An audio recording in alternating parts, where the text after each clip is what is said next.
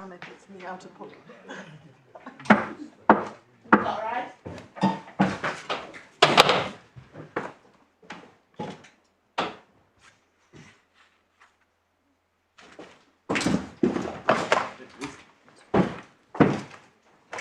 Yes, Mr. Ehon. I see that we now have what appears to be the full officer's report. Is that right, Mr. Ovin? It is, and I'll deal with that when I make Yeah.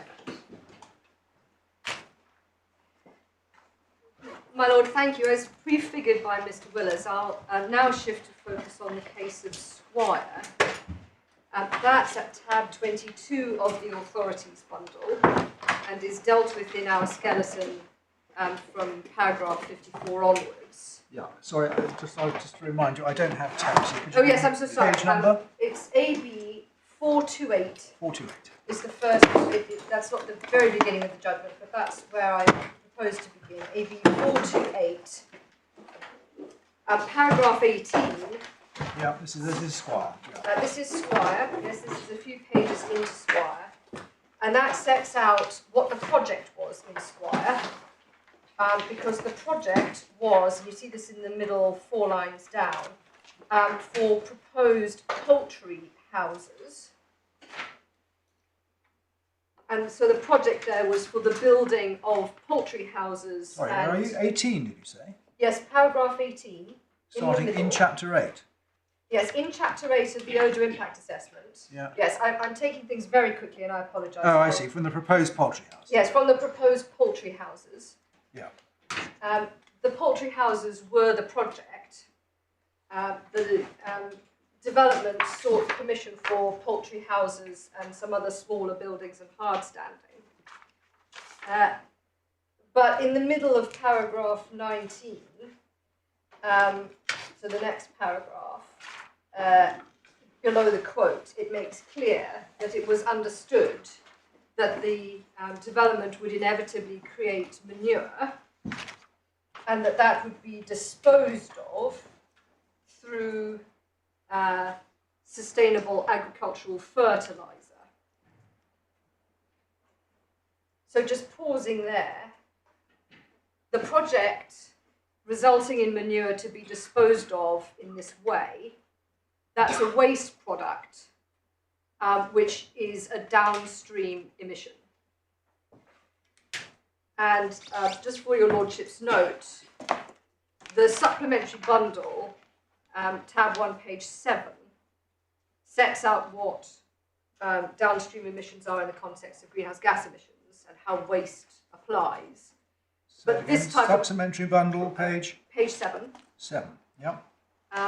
So that's for cross-reference. But this type of waste product, which is then sought to be disposed of, is a downstream emission. Paragraph 20 at the bottom of page AB 428 then makes it clear that there was a proposal for the spreading of manure, but that was not any part of what the application for planning permission sought. And that is made very clear at AB 432, which is part of along paragraph 30. So AB 432. A few paragraphs down, you'll see that the quote begins Professor Lockerbie. That's setting out the consultation response from the Council's Public Protection Officer, who made it clear in his response that the spreading of manure in this way did not require permission, was a practice which could occur without the development taking place. And just pausing here, those are two things that are said to show in the context of this development that the downstream emissions from combustion of the oil are not indirect effects because they don't require consent and because they could take place even without the development going ahead. I mean, in that case, as you'll recall, Mr. Down, it was common ground, I think, Yes. that the spreading of chicken manure on neighbouring farmland was not part of the project, stroke development, but it was an indirect effect Correct. of it. Yes. That was common ground, that wasn't an issue in the case at all. The question in the case was, in this respect, whether the EIA was defective, it having been accepted that that was an indirect effect. Yes. That was the issue. Yes.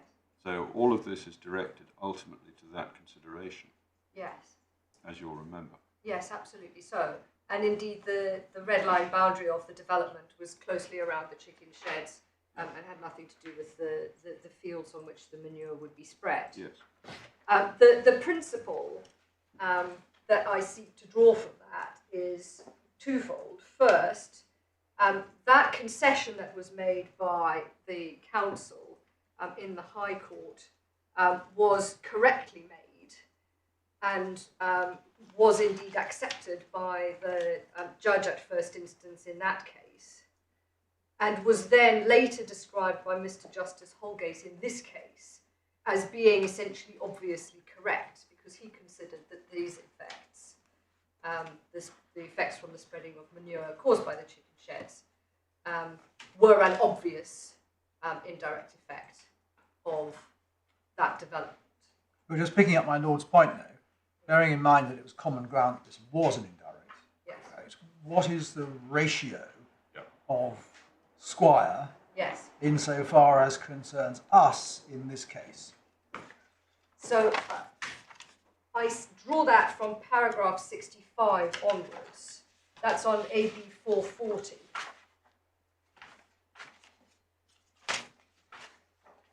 And there the Court of Appeal sets out 4 conclusions, which then found later on in paragraphs 78 and 79 the determination that the environmental impact assessment in Squire was defective and therefore unlawful.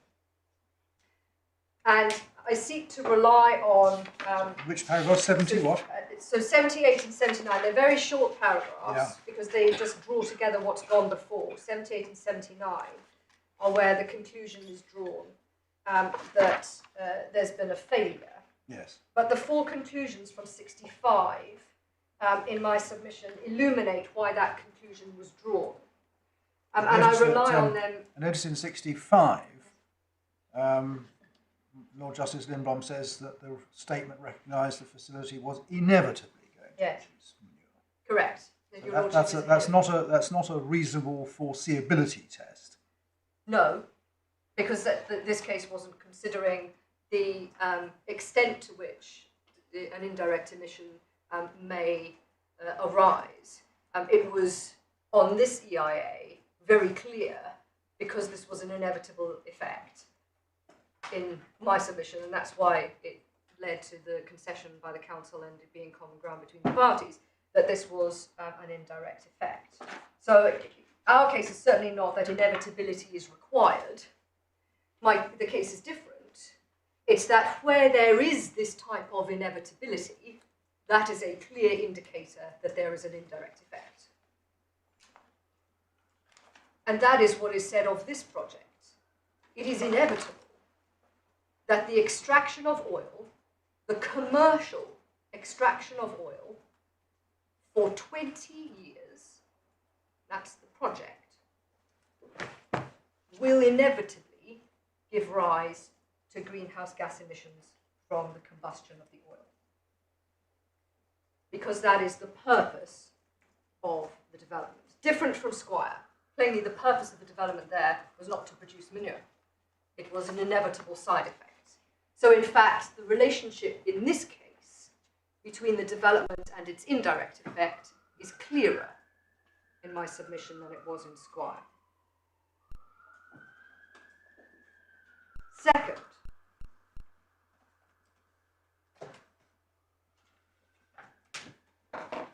paragraph 67 over the page, the third conclusion that was drawn was that it could not be inferred from the relevant parts of the environmental statement of Squire that the authors had concluded that the proposed storage and spreading was not a potential source of pollution, including in relation to odour and dust. And in the Squire case, all the environmental statement did was refer to the assumption that was to refer to various assumptions around how the permit was going to operate. I won't go into the detail there because it's more complicated than I've just said, but that's the nub of it. In this case, again in parallel, there is no suggestion, everybody agrees, that there will be a potential source of pollution, in that everybody agrees that downstream emissions will cause greenhouse gas impacts. And there's been no attempt in this environmental statement, which I'll turn up and look at in detail in relation to ground 4, there's no attempt to link the pollution control regime to the way in which those emissions will be controlled. And standing back from that, from the Squire case and from the EIA directive and regulations, it's plain that impacts, both beneficial and harmful, which take place in locations unknown and unrelated to the development site for which consent is sought, and which concern a product completely different from the development being built, and which might include many intermediate steps between the operation of the development and the effect, are absolutely regularly assessed under EIA. And if I can give some examples. For example, in relation to biodiversity, indirect impact of a housing development near a sensitive site, with the result that residents from the development will use the site for recreation, and that will have an indirect impact on the sensitive site. As a matter of course, the sort of thing that's assessed. Staying with housing development, the indirect impact on air quality of increased traffic or potential congestion from those going to and from the housing development. Turning to socioeconomic impacts, and these I say are particularly important because of the way in which they operate. For any development of any size, the environmental impact assessment includes, because it has to assess the impacts on population, so the socioeconomic impacts are assessed. The environmental impact assessment includes the indirect benefits of supply chain jobs, the indirect benefits of local spend, and turning to a disbenefit, for example, the impact of out-of-town retail on high street shopping. All of those are examples of absolutely common or garden benefits and impacts, which are indirect, which are assessed in environmental impact assessments. Many rely on actions completely out with the control of the developer, carried out by third parties. And the reason goes back to that distinction between direct and indirect effects in the regulations, where plainly something that is an indirect effect is one which the proposed development is a contributory causal factor, but is plainly not the only cause of the impact.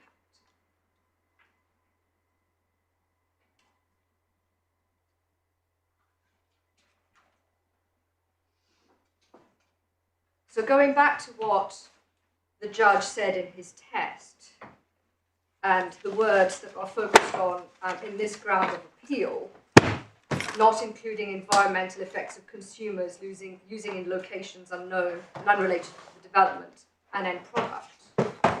Nothing in the judge's text developed in the course of the judgment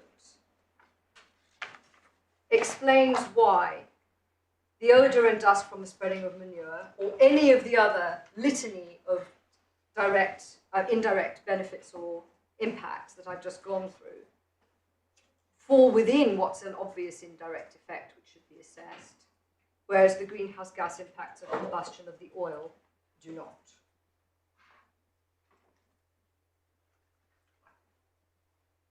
And I pause just to add, by way of note, with an eye on the time, that we reiterate what's said in our skeleton argument at paragraph 58, that the limitations relied on by Mr. Justice Holgate, focusing on unknown locations and unknown individuals, are limitations that are not found anywhere within the environmental impact regulations or directive itself.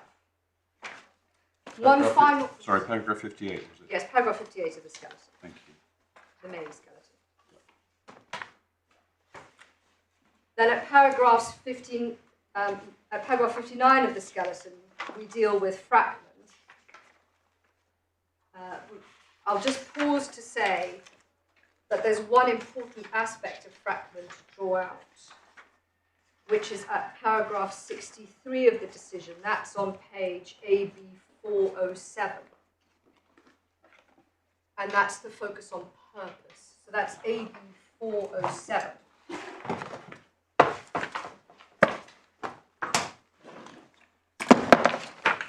It's paragraph 63 of the decision.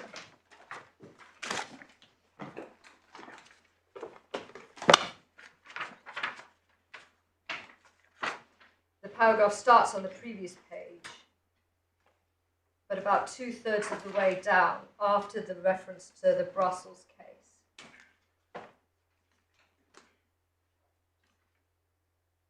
The court there looks at the difference between exploration and production, and about 7 or 8 lines up from the bottom of the paragraph makes the point that the sole purpose of the exploration project was to establish whether or not shale gas existed in sufficient quantity and was capable of being extracted. And that purpose was important and was relied on to differentiate what was an indirect effect of the development and what wasn't. Because plainly, if you're using a but-for analysis, it is right to say that but for exploration, you wouldn't get the later commercial production, just on a kind of wider causal analysis. But this purpose approach, which looks at the purpose of the development, is one way to narrow down that sort of wide but for causal approach, which nobody is asking this court to take. For the purposes of our development here, though, the commercial extraction of oil for up to 20 years, that purpose, we say, is crucial in understanding what the indirect effects are. No, I think we understand that point. I'm very grateful. I'll very briefly just touch on one aspect of the pragmatic upshot of the decision in Finch, and then I'll move on, unless there are questions, to the last ground. Your Lordships were handed up at the very beginning of this morning the the planning practice guidance in relation to EIA. And your Lordships will see on, I think it's page 4 of that,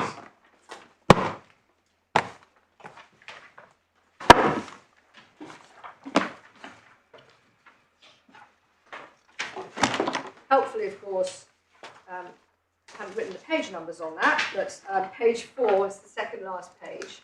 I apologise. It starts at the very top.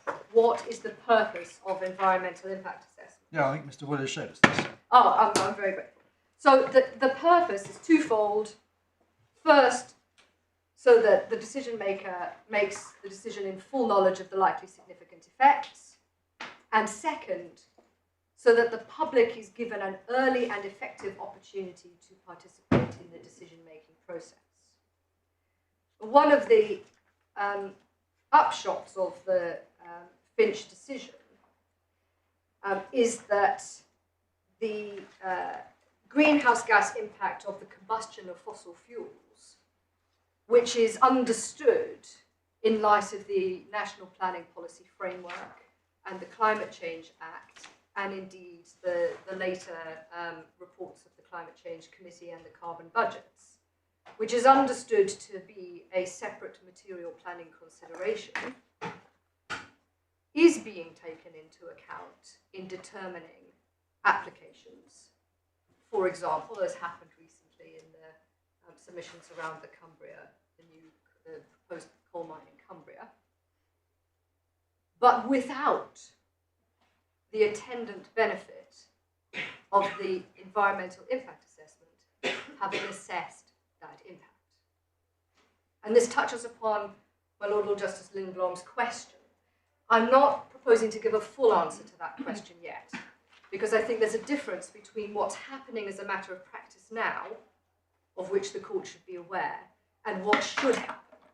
And Mr. Willers and I will think a bit more on what should happen in terms of what is a material planning consideration, what is an indirect impact. But what is definitely happening now is that there's been a divergence between those two concepts. And so planning decision makers are looking at the greenhouse gas impacts from potential burning of fossil fuel development, or fossil fuels as a result of extraction, and taking that into account in the planning balance, but without that essential purpose of EIA being fulfilled, i.e. having an assessment which gives them full knowledge of the likely significant effects and the benefit of public participation on that via the EIA process. I entirely grasp the point you make about the benefit, you used that word, of assessment under the EIA regime. But in principle, it's acknowledged, is it, that there is a distinction between that which falls properly within the regime on the one hand, and that which can be a material planning consideration on the other. In other words, there can be impacts which, for whatever reason, do not fall within the reach of the EIA regime, but which may even be Creed NZ type material considerations. In other words, considerations that cannot reasonably be left out of account. My Lord, that's where I pause, because I think very careful thought needs to be given to what the extent of that is in the context of impacts on the environment. It's absolutely so if one is looking at an impact that's out with the concerns of EIA. It's only the in-principle distinction I'm after at the moment. Yeah, so the in-principle distinction is certainly so. That there will be impacts that are planning, obviously material planning considerations in the sense of Samuel Smith and what Mr. Justice Holgate said about that in Client Earth, and I can give you, Lordship, the paragraph, I think it was 99, on what an obvious material consideration is. That's different in principle from what is taken into account under EIA. The question, though, is whether, where there is an obvious material planning consideration, which is also an environmental effect that falls within the ambit of EIA, is it lawful, reasonable, for that to be excluded from EIA but included as a material? Well, I wasn't driving at that point at all. I don't believe I was. I wasn't seeking to use the principle, which I think you accepted, to derogate from the scope of EIA. I was simply drawing the distinction between the two things. Yes. If you're within the Creed NZ subset of material considerations, i.e. those which you must take into account, there must be some sort of duty on the decision maker to make appropriate inquiries about what it is that you are taking into account, a sort of Tameside type duty, which may not go as far as a full EIA, but you can't just stick a finger in the air and see what happens. The purpose of the regime, really, is that when one has an impact which one knows is going to touch upon a factor which falls within the scope of EIA, that's the whole point of this process. Yeah, I mean, that takes you all the way back to Berkeley, I think. That's the stem, if you like, in the jurisprudence. Yes. The point of EIA is not that it's an end in itself, but that it informs better decision making. Correct. And in our submission, the result of the test that was applied by Ms. Justice Holgate in Finch is that there's now a rupture there between what is helpful to the planning decision maker in the context of something that would obviously be material to the decision on fossil fuel development and what will be put before the decision maker as the enabling environmental information. It won't necessarily be determinative one way or another, but plainly that information is very helpful to the decision maker, and it should, under EIA, be provided. That's our case. Thank you. My lords, unless there's anything further on that point, I'll move very quickly to the final point, which is ground 4.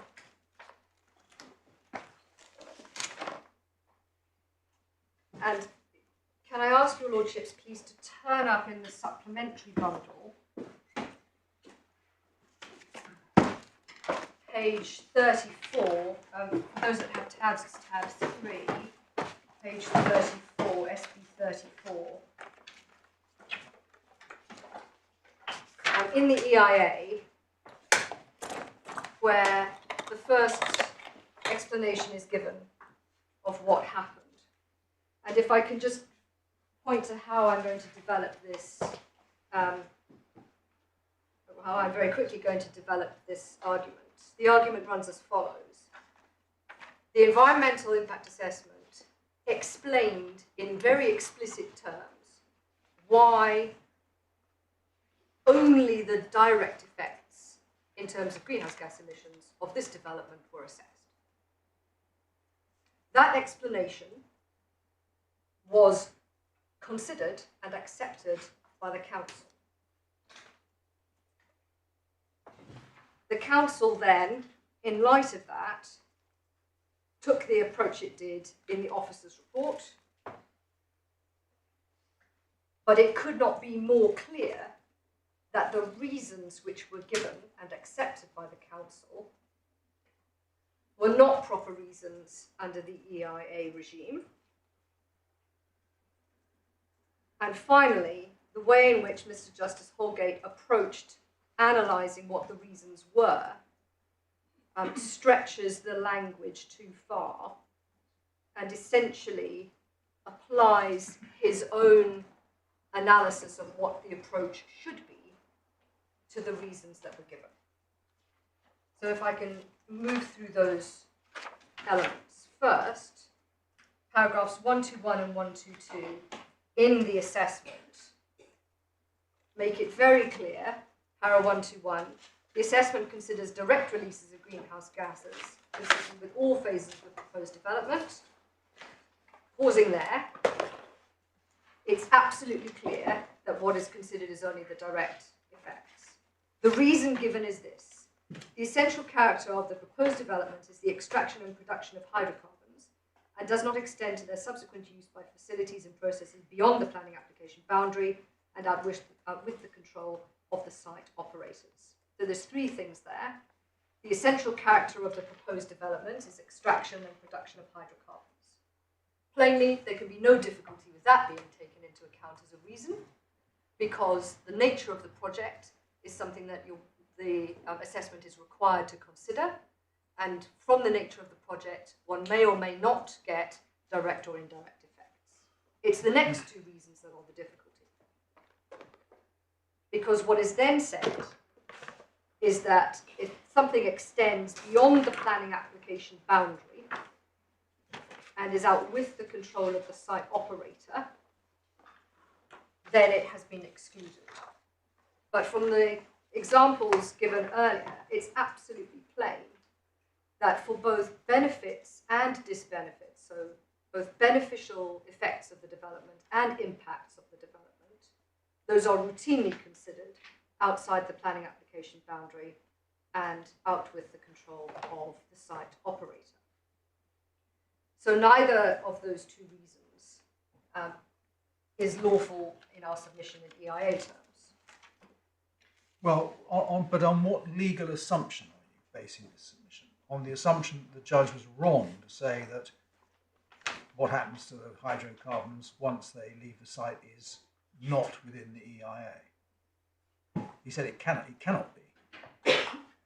The judge goes further than this, I think, because he says, as Even a if matter it of law, is. it cannot be. Right. So your legal assumption underpinning this ground of appeal is the judge was wrong on your main point that the fate of the hydrocarbons, if I can use that expression, after they leave the site is something which must be taken into account, or which maybe. Maybe taken into account. May is sufficient, but must is in our submission correct for fossil fuel development at the very least because of its nature. Right, but on this ground of appeal, On this you're saying that the fate of the hydrocarbons once they leave the site may be taken into account, but not must be taken into account. For the reasons challenge, that's right. And because and that's why I kind of set out the progress of the argument in the way that I did, because what it seems happened in terms of the developer's assessment and then the council accepting that is in my submission different from the way in which the learned judge cast it in his decision. So I'm essentially addressing two different things. I'm saying if one looks at what the developer said and then the council accepted, that's not a valid reason for excluding an indirect effect under EIA. And it's clear on the council's own evidence that that's what they did and they shouldn't have. But then the judge recasts that as essentially a reason which reflects his decision. So I haven't quite got there yet. Well, his first, going back to our two propositions this morning, if you remember, the first proposition is that it is not within, in definitional terms, it is not within the concept of indirect effects of development. Yes? That's Paragraph 126. Yes, that's Proposition 2 is, even if I'm wrong about that, not even if I'm wrong, if I'm wrong about that, here it wasn't irrational not to. correct. And that's what the judge said. Yes, but the reason the judge said that, if I can prefigure what I'll just say what I'm going to say. Yeah. The reason the judge said that was because he imputed to the council essentially his own reasoning about the impact having to be an impact of the development.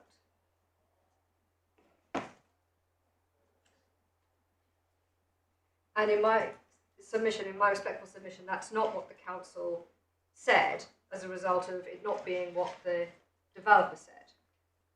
What the developer said went well beyond that. What the developer said was it extends beyond the planning application boundary and out with the control of site operators. And those two reasons are not reasons for an impact not being an indirect impact. Otherwise, you could dump your waste in the river and say, well, what happens to it after that's nothing to do with me. Yes, or one would give your waste to someone who would dump it in the river and to the same outcome. The second reason that was given, and this is paragraph 122, was the high-level reason that assumptions can be made that the other regimes controlling pollution will operate effectively, but with no analysis of how those regimes, or what those regimes are, or how they apply in this case. So moving forward then to what was said in the ES review, that's at page SB 38. It's not, that's at page SB 40.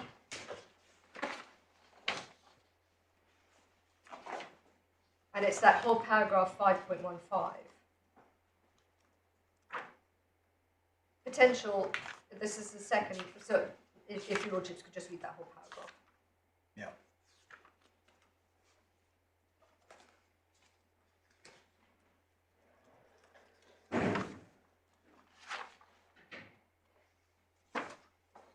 So one notes there that the council is accepting in clear terms what was set out in paragraphs 121 and 122 as being the justification. My Lord Lindblom, I think, asked the question, what's the status of this document? In my submission, it's contemporaneous evidence of the Council's decision-making. Arguably, it might form part of the environmental information before the decision-maker, but I don't need to go that far. I think it's clearly, at the very least, contemporaneous evidence of what the Council thought. There's also, in the most clear terms, ex post facto evidence of what the Council thought, because Dr. Solder addresses this in her statement at SB 76, that's tab 7, for those who have tabs. Paragraphs 27 and 28.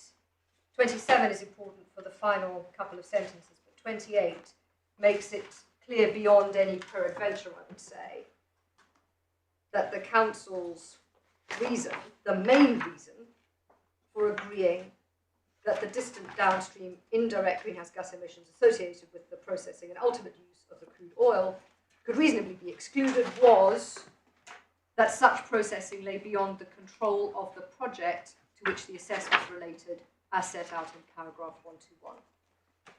And clearly the word control there is very important, because that relates back to what was said about the beyond the control of the site developer and out with the boundary. The rest of that paragraph is also important because, and the next, because Dr. Solder then says, well, I wasn't particularly convinced by paragraph 122. That's despite what was said in the ES review. But plainly, the main reason is the one which I have described as not being a proper reason at all. What's developing here is not so much an irrationality challenge as a immaterial considerations challenge. I mean, this is categorization, which is a futile, or at least an arid exercise, often. But, I mean, you could say still within the scope of a Wednesbury challenge. You're pointing to a number of considerations that you say really have nothing to do with it. Yes, either, I mean, there's many ways to categorise, as your lordship says. Either it's irrational, they're irrational reasons, or part of the reason that they're irrational reasons is because they have nothing to do with it. It shouldn't have been taken into account. That's more the flavour of immaterial considerations to my mind. But maybe that's wrong. Yes, it is. Well, you say there's a legally deflawed dividing line, Yes. which the council, which the developer erected and the council accepted. Yes. Correct. And whether you call that irrational or legally flawed doesn't really matter. I don't think it makes a difference, no. And there is, of course, a strong jurisprudential approach to public law irrationality that just says, well, material considerations, immaterial considerations, all of that just wraps into aspects of irrationality. I think Lord Sumption said something similar to that somewhere, No doubt. but I can't think where it was. Two final things just to say about this. Mr. Willers this morning took your lordships to where in the officer's report, paragraph 97, SB/50, there was the reference to directly attributable. And there's nothing further in my submission in the officer's report that assists on this. And then finally, back to the point in relation to what Mr. Justice Holgate then makes of this point when he comes to consider it in his judgment. And that, for ease, is set out at paragraphs 67 and 68 of our skeleton argument. That's on the internal page 21, paragraph 67 and 68, where our submission is that what the learned judge does when he describes this reasoning process is to stretch the language too far and essentially applies his own different analysis to the reasons. My lords, I'm conscious that I've strayed beyond the time that we had It'll suggested. come off your reply, don't worry.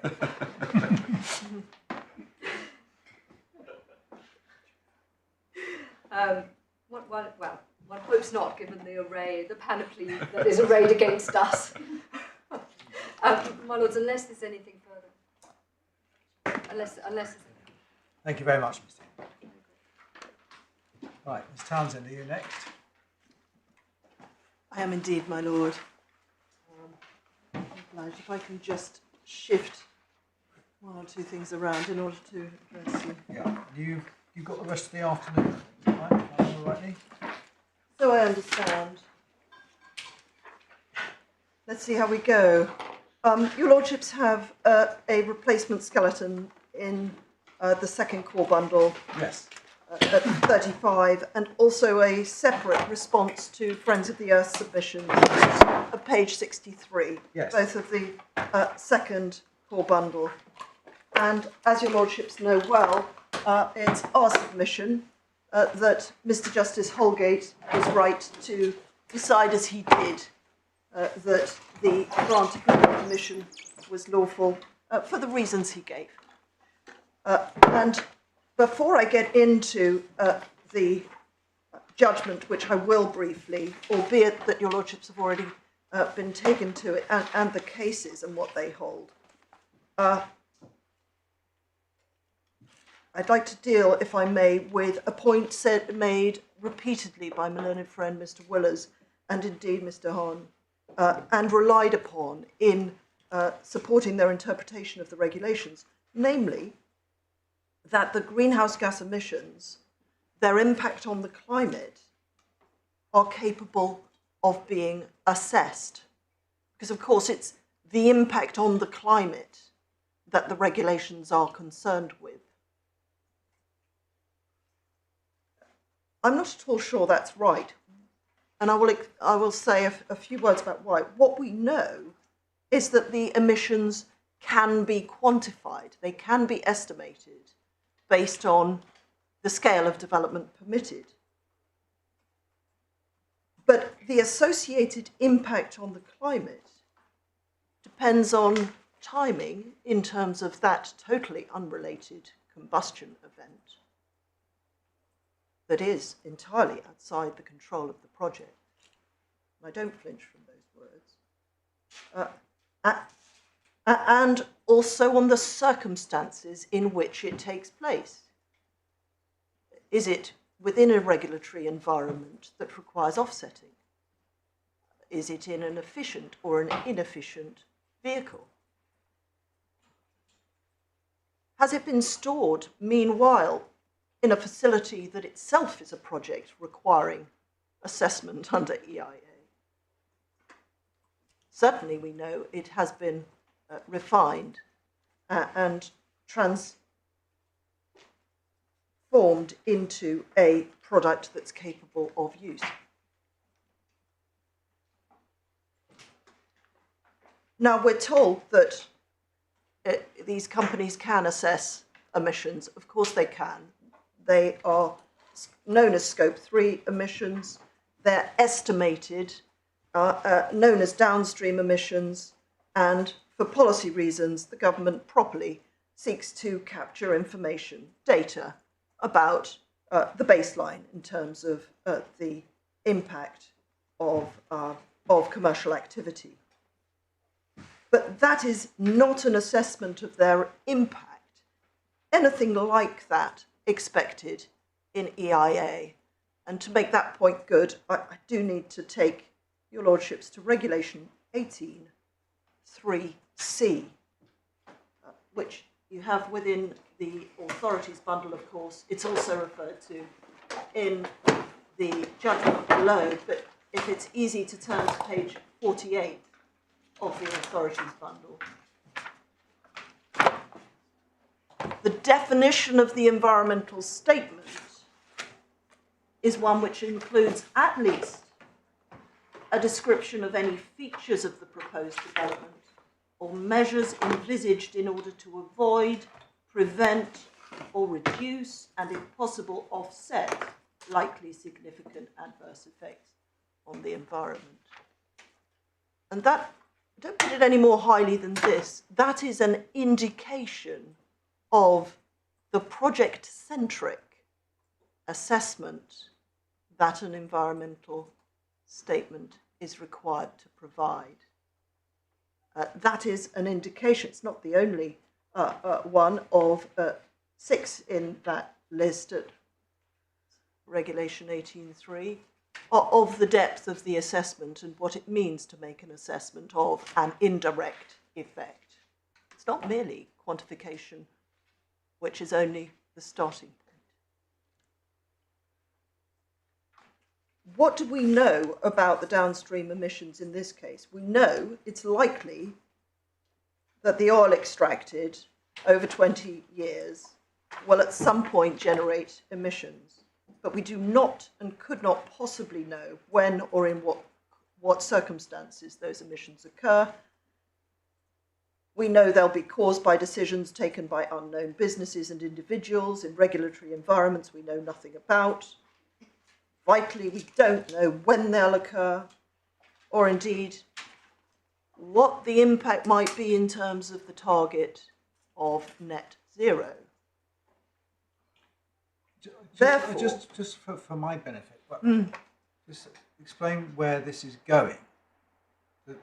The judge has said, as I understand him, this is simply outside the scope of the regulations. This argument seems to be, well, even if it's within the scope, it's impossible to undertake. it's an indication that it's outside the scope because the regulations are read as a whole. Because the regulations wouldn't require you to do something that was impossible to do. Yes, that's the basic point, is it? That's one point of 2, if I may, I may have a second. The second point is this achievability, this ready achievability, is a point relied upon against me, and therefore does that strictly arise on this appeal? I mean, it's one of the reasons claimed by the appellant for the interpretation they contend for, and what I submit is an extension of the scope of the regulations. But I wanted that factual point to be made clear at the outset. I will come very much onto the law. Forgive me, Ms. Townsend, it seems to me that really that's the other side of the same point.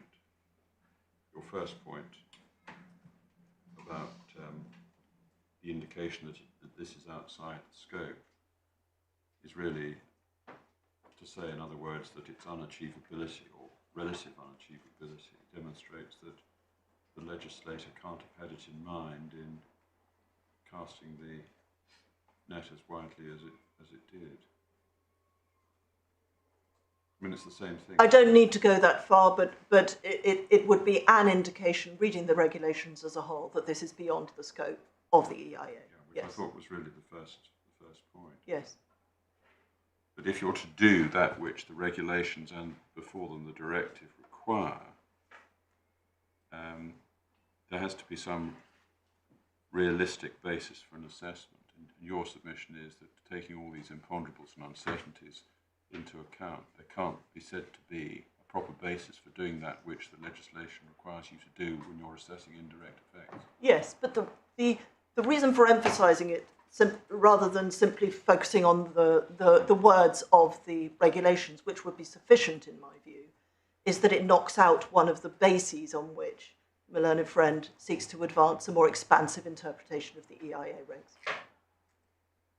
Well, yes. I mean, ultimately, the case you have to meet is that, and I hope I don't mischaracterise it, it is said on the other side that it is obvious that if you extract hydrocarbons on a commercial basis, you do so for one and only one purpose, which is to sell them on for refinement and ultimately their use as fuel, which will be burnt, causing greenhouse gas emissions. And yes, that's as inevitable as the biological inevitability of that which had to be assessed in the Squire case.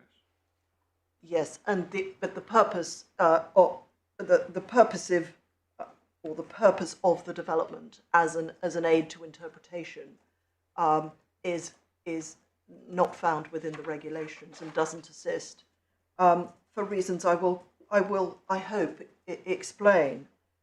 Because as far as the law is concerned, I do contend that the answer is deceptively simple once the true definition of the project is understood. Once the scope of the thing that is the project is properly understood, the correctness of the way in which Mr. Justice Holgate approached this case, in my submission, emerges with ease. And I don't know if now would be a good moment just to deal very shortly with the material considerations point.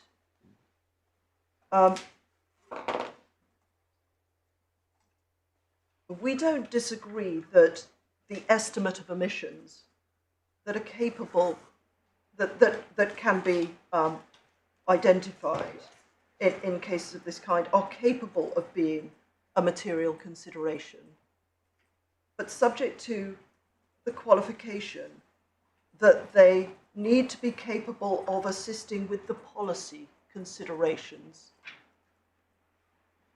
And those policy considerations at a national and local level do strike the balance or do provide the guidance to decision makers on the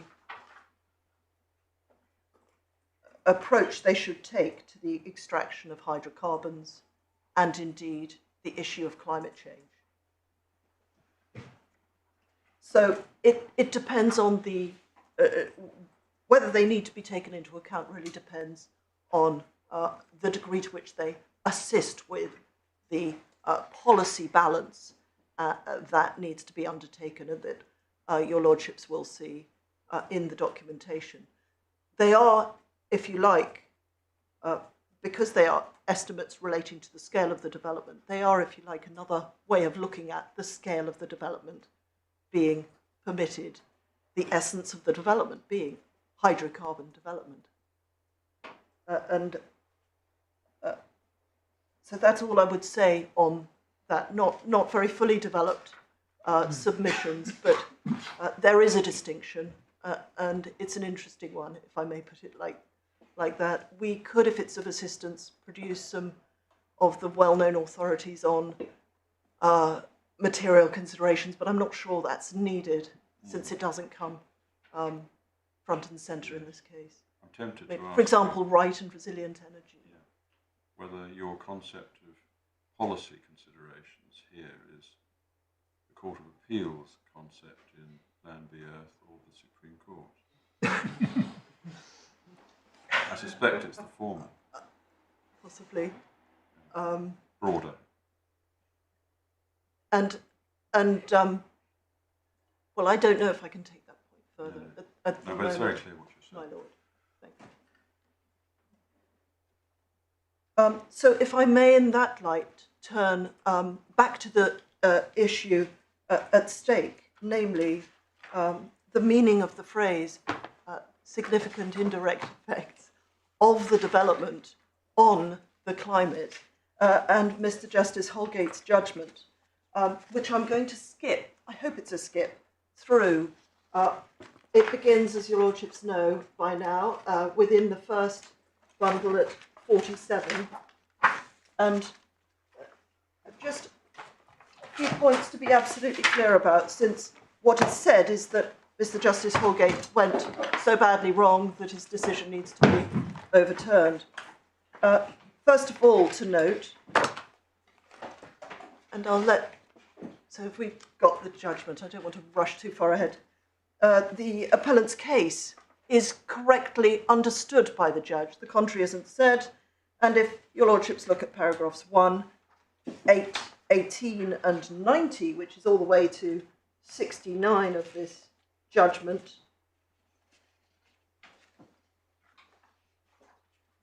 the judge properly understands the appellant's case. I won't take time on that submission. The contrary isn't said.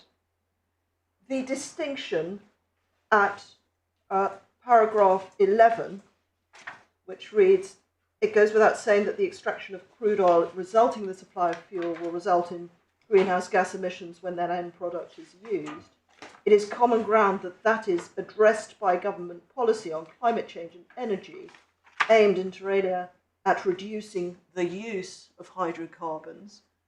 That distinction is not in dispute, distinction between policy and the EIA regime. The implications of the claim, if your lordships look at paragraphs 4 to 7, the implications of the claim are not said to be misunderstood. Very clearly, the judge understands the wide ramifications of the argument being put, but that didn't prevent him from addressing the argument on its proper legal merits. There is no sign in the judgment that the ramifications of the case caused the judge to alter the approach he took. The role of the court, paragraph 12, is not in dispute. The principles derived from the EU directive, if one goes ahead to paragraph 24, two key principles are to be noted. First, EIA is concerned with the likely significant environmental effects of a project. Second, EIA is a process which comprises information which is supplied not only by a developer but also by the authorities and by the public. Perfectly correct. And the first, of course, of these, taken from the very name of the directive, noted down. Now at 26, perhaps this is the first contentious point. Article 2 defines project. Article 1.2. 1.2a. So it is.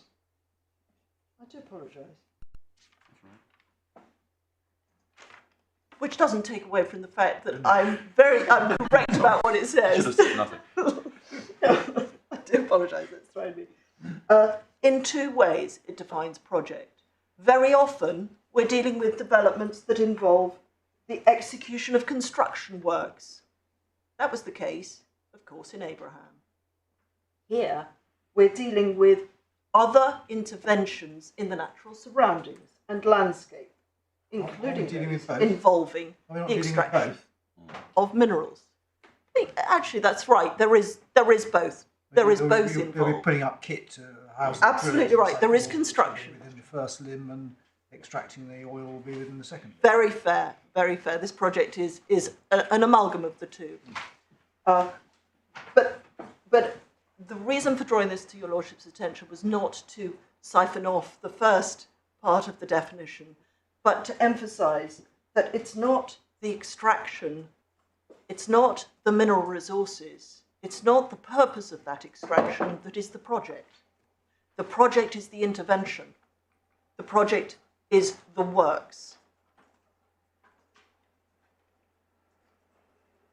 Calling the project mineral extraction, as my learned friends do, focuses one's attention on the end product of the mineral extraction.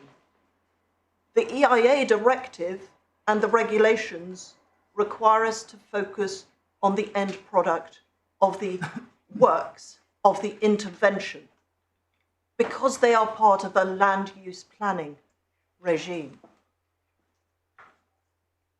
And therefore, in this case... so you say the purpose of the project is the intervention in the natural surroundings, not the recovery of the oil?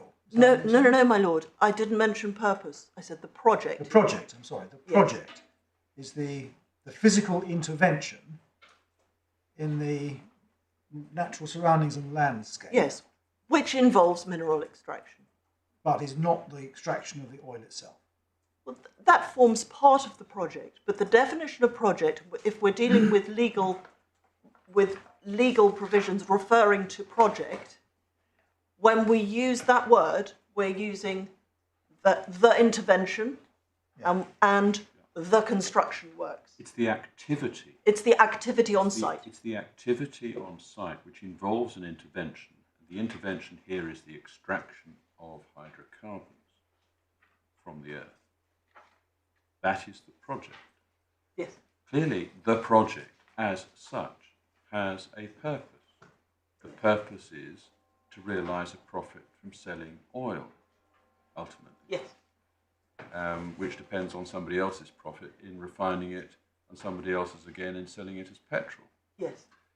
That is the purpose of the project. Yes. But the project is that which involves the extraction of hydrocarbons from the earth.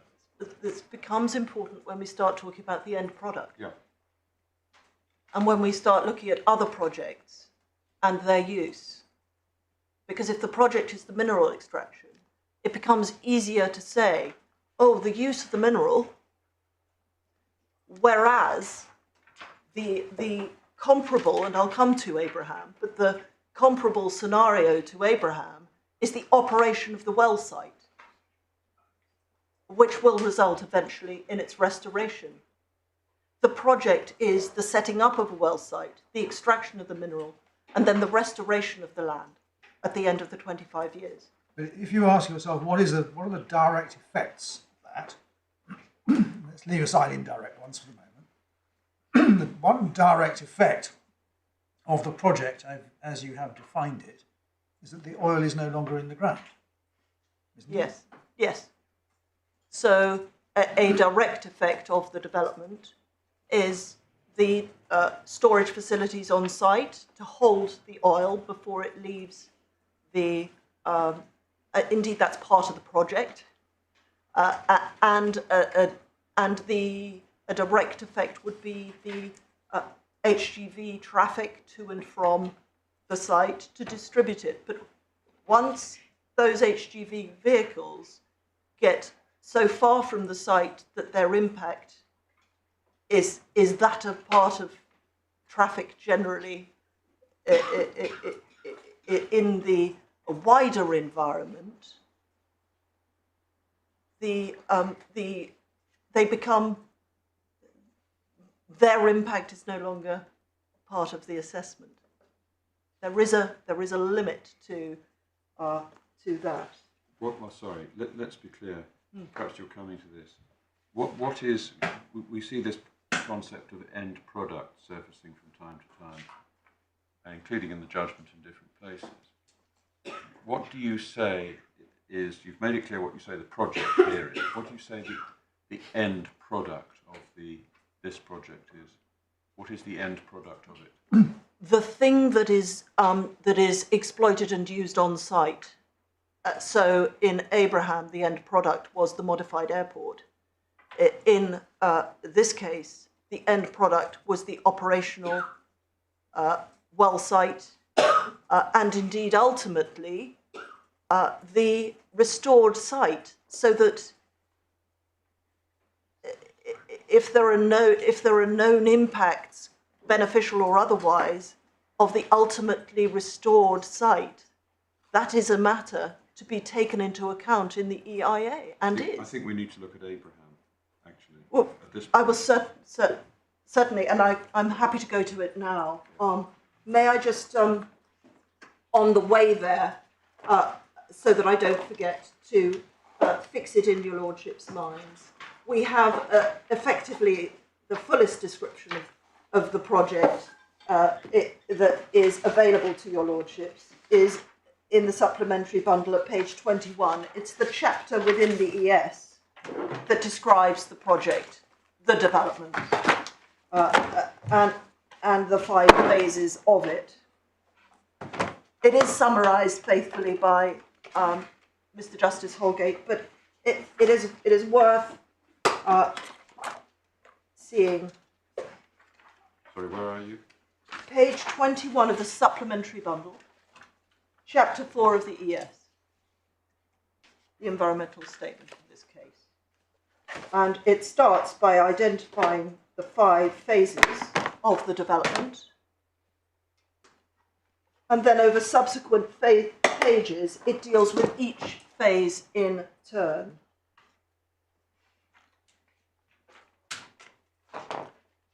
Phase 3 includes the export of oil from the site. Indeed. That is part of the project. Are we going to look at Abraham? And without any more ado, now this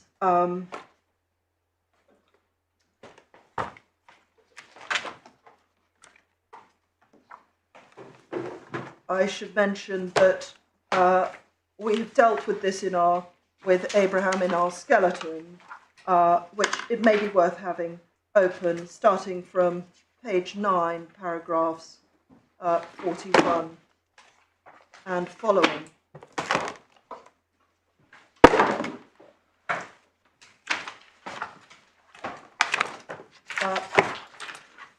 So just to be very clear, and set the scene to those very short passages that have been cited. This was a former military airport which had been restructured and used by air freight companies. The claimants were affected by noise. They brought these proceedings claiming that EIA should have been undertaken and was not. The source of the right to restructure the airport was unusually an agreement between the region of Wallonia and a company referred to as SAB for the development and promotion of the airport, the EWHC airport in Belgium. The National Court referred 3 questions to the European Court of Justice. Was the agreement a project? Did the works of modification, which did not involve extension of the runway, involve a project? And must the increased activity at the airport be taken into account when assessing the modifications to the airport? It was held, and it may be helpful to have page 127 and the judgment at paragraph 17 open.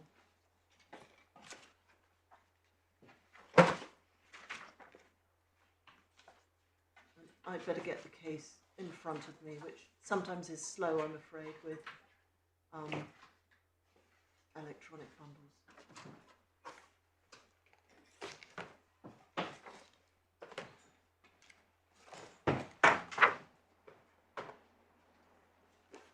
There, 17 covers the agreement, and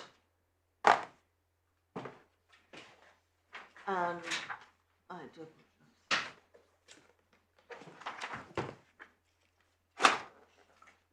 I think I'm going to start at paragraph 29, which is the second question. 29? Yes, if I may. So you're in the judgment, are you? I am. Wait. I am sorry.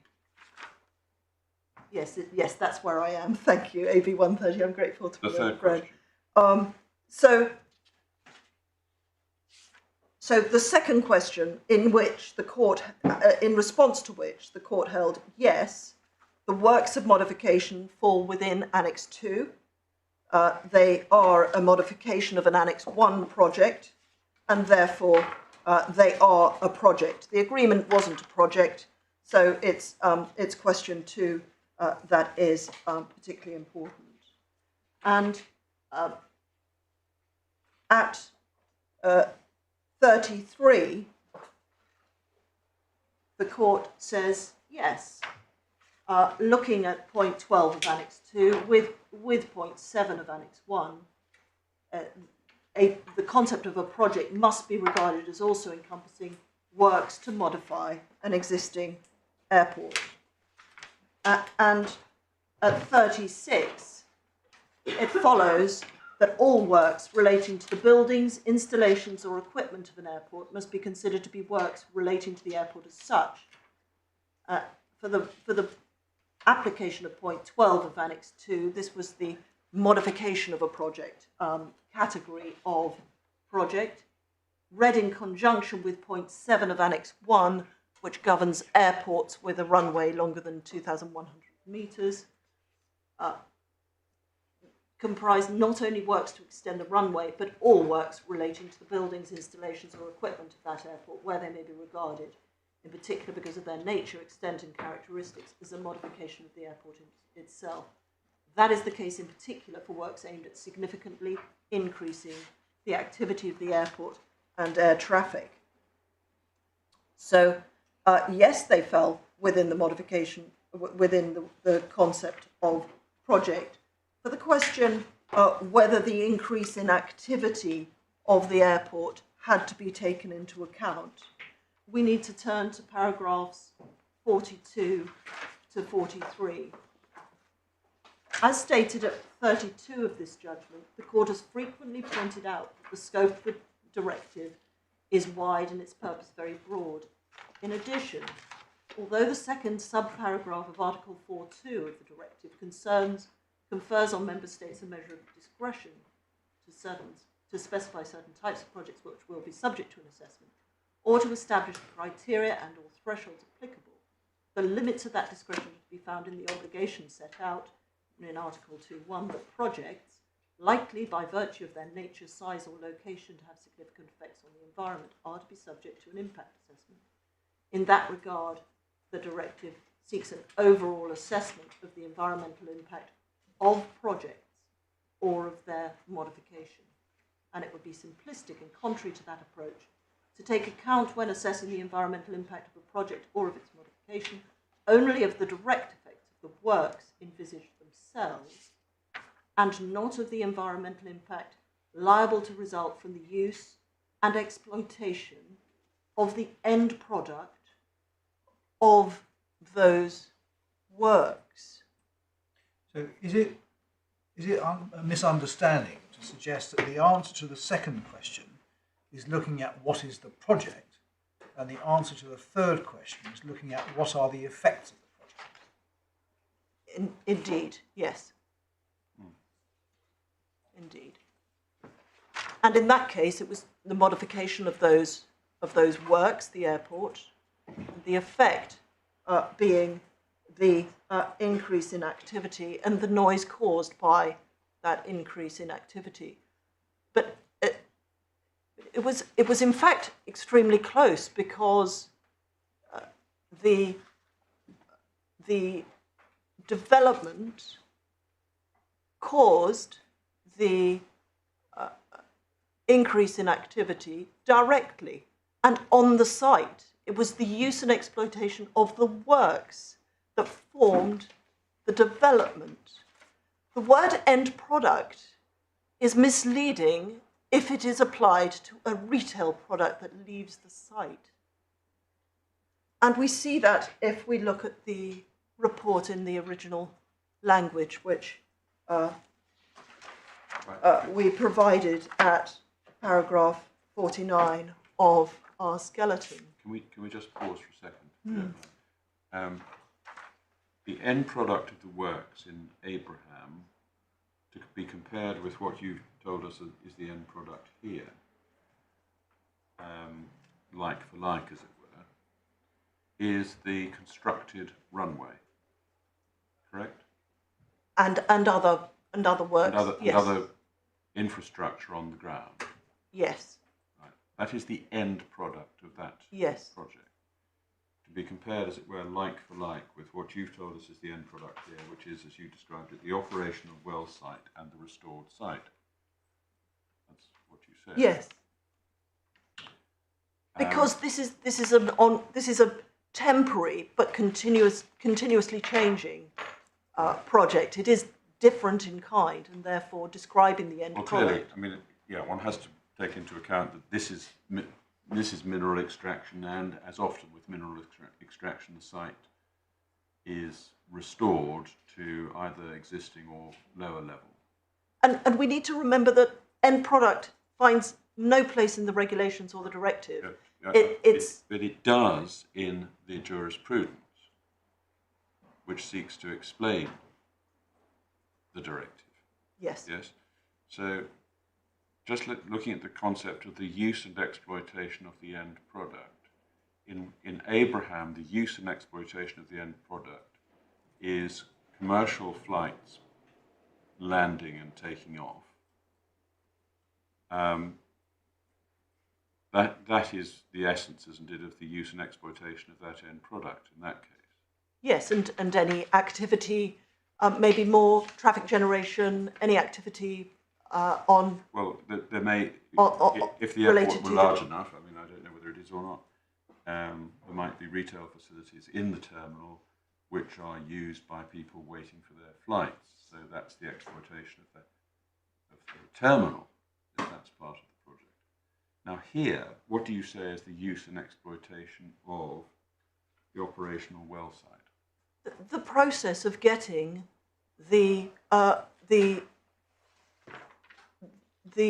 out of the ground and off-site.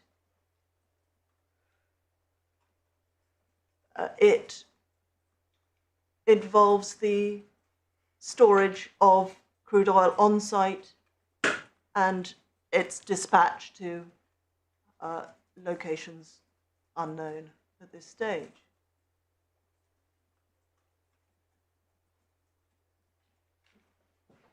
And it is the indirect effects of that activity, is it, Yes. that fall to be assessed? Is that what you're Yes, contending? if there are any. In this case, it would have been necessary to assess the environmental impact of generating electricity to operate the site. But the development itself generates gas which would be used to power the site itself. Yes, and the excess flared.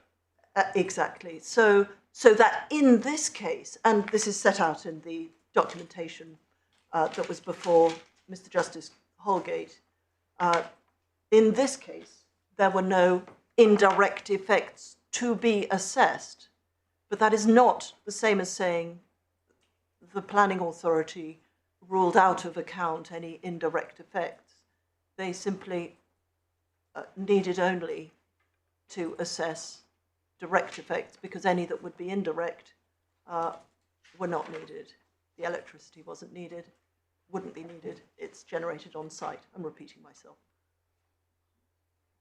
And that, you say, is faithful to the most pertinent case, I think, you submit to us, which is Abraham. Yes. It's the case that the appellant says requires a particular interpretation of indirect effect. Oh, I think the rule is accepted this morning. It was his high point. Yes. And I submit that to treat the word end product as used in the judgment in Abraham, in the way my learned friend does, is to misunderstand this case profoundly. The end product is not the oil.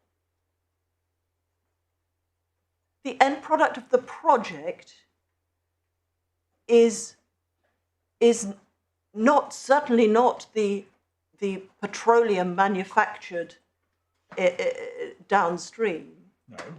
Is it the oil that's extracted out of the ground? Is that the end product of the project? Well, yes, it is.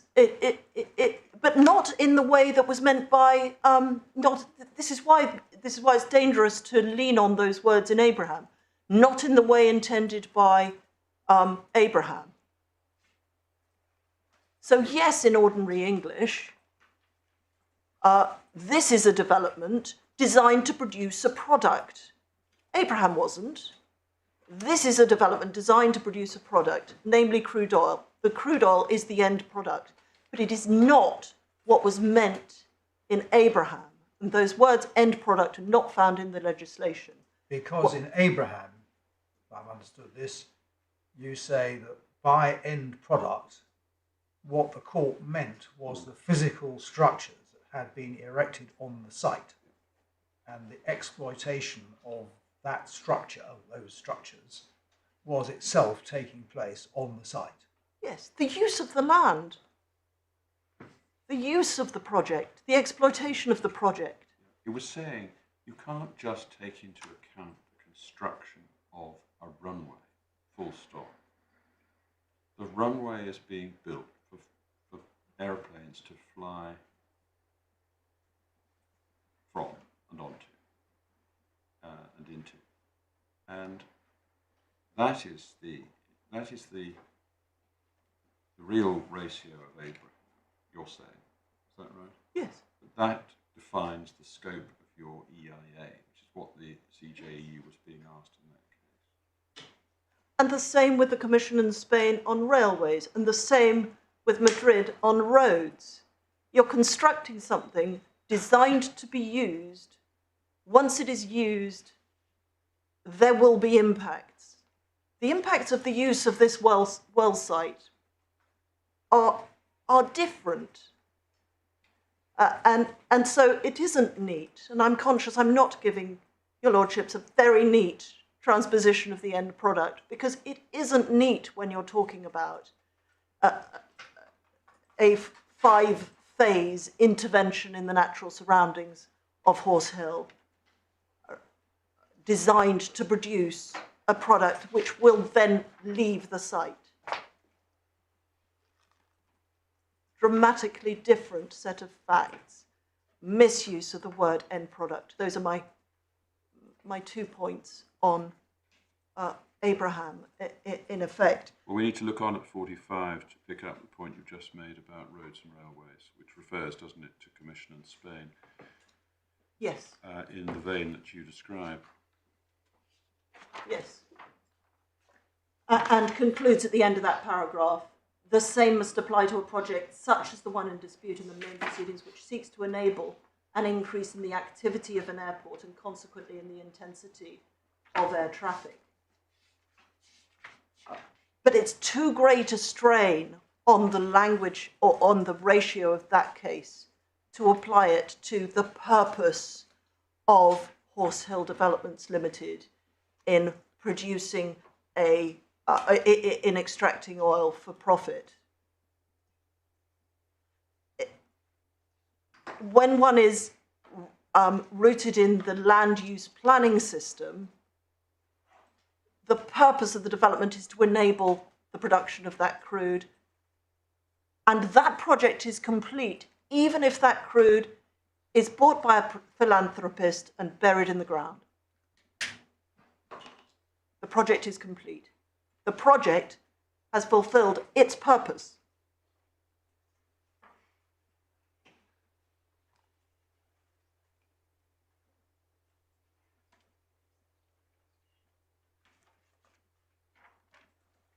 And just as a final one, it is no part of the purpose of this project that the crude be burned after refinement. This project has no interest in that. It is foreseeable, it is likely, it's not inevitable, but it's likely, which is why my learned friends want the foreseeability test, the likelihood test. But it is not the purpose of this project.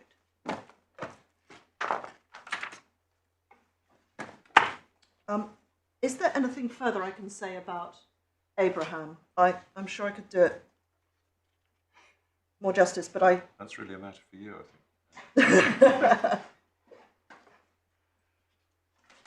You've taken No, us I've said... to help you, as far as my question was concerned, you've taken us to the familiar passages in Abraham that appear to bear on the issue or issues here, on any view. Oh, just one last. I may have covered it at 31. I just note in passing that 31 in Abraham. Yes. Yeah. I am. It is. It's the advocate. Thank you very much from behind the Advocate General's opinion. We want the The AG's opinion. Yes, the paragraph 31, which is at 1-1. Yeah. Notion of indirects to be construed I really broadly. thought I'd got this electronic bundle.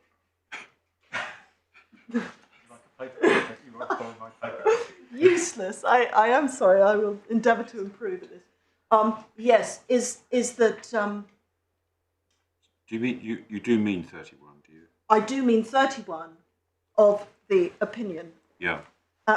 And the emphasis at the end of that paragraph, which suggests in my submission that the way we read end product is correct, because the Advocate General says, under the third indent of point 1 of Annex 3, the estimate of effects includes by type and quantity expected residues and emissions resulting from the operation of the project. That is to say, from the activity that takes place. Can I just pick up one point? You submitted a few minutes ago, just before we looked at the Advocate General's opinion, that it was no part of the purpose of the project that the crude oil is burned. It's likely but not inevitable. The judge says at paragraph 90, CB1, page 69, claimant admits that greenhouse gas emissions which would inevitably result from the combustion of end products emanating from the crude oil had to be estimated. Paragraph 100, both the claimant and the intervener seek to reinforce their submissions by relying on matters of common ground. It is inevitable that oil produced from the site will be refined as an end product will eventually undergo combustion, and this will produce GHG emissions. So it seems to have been common ground before the judge that it was more than likely, it was inevitable, because then he goes on to say in 101, the fact that the environmental effects of consuming an end product will flow inevitably isn't the test. And in my enthusiasm to illuminate the extent of the project, I've gone further than I need, and I don't derogate from what the judge says. But the judge says that not because of the scope of the project, but because we're in a world where these things have value. This crude will find its value. It will one day be burned. But when one comes back to the EIA regs and the assessment of the impact of the project isn't concerned with that. No. Why was a project in Squire concerned with spreading manure on fields? Well, that is very similar to Abraham, if I may suggest, in that the chicken sheds have been built, the project is operated, it generates waste, that waste needs to be dealt with somewhere. The only reason it was indirect, not direct, was because rather than just going somewhere directly, there needed to be some arrangement for spreading and use as a fertiliser. Which in Squire, the spreading, as I recall it, and this will have to be tested against what's actually in my judgment, I suppose. But as I remember it, the spreading of chicken manure on neighbouring farmland was not part of the project as such, but it was accepted to be an inevitable, biologically inevitable consequence or effect of it, which required to be assessed. That was all common ground. It wasn't part of the project as such. It was an effect of the project. And as your Lordship said earlier, I would like to go to Squire, in fact, but as your Lordship said earlier, the problem for the Council in that case was in the misunderstanding of the scope of the manure management plan, which didn't cover an assessment of impacts that they thought it covered. I think I conflated it slightly, and I need to be more careful with language. It was a consequence of the project, which had effects, and those effects were indirect effects of the project. So, I think as that's your the Lordship correct said, analysis. this was not an issue that the court ruled on? No. It wasn't controversial. And so, having dealt with Abraham, may I go back to Mr. Justice Holgate's judgment? Rather out of turn, I drew attention to paragraph 95. I do submit that, and I ask your lordships to go there now, please. I do submit that this is this gives an important clue to the way in which the judge expressed himself. 95. 95. Next, he said, after quoting from Regulation 18.4a and b, and indeed 18.3, and the points made about significant effects of the development on the environment. Next, it should be noted, and I'm now reading from 95, that the claimant accepts that for the purposes of the 2017 regulations, the relevant project or development in this case is that authorised to take place on the site by the Planning Commission granted on the 27th of September 2019. It's not suggested that the GHG emissions from the combustion of end products was required to be assessed because the development permitted on Horse Hill formed part of some bigger project. The claimant does not contend that the ES should have addressed, for example, GHG emissions from a refinery and so forth. And the judge, if we go forward to 122, the judge, which my learned friend Mr. Hon referred to, the judge is fully aware of the importance of defining the extent of a project correctly, which in my submission he absolutely did, because the EIA cannot be required to include effects which go beyond the effects of the project or development.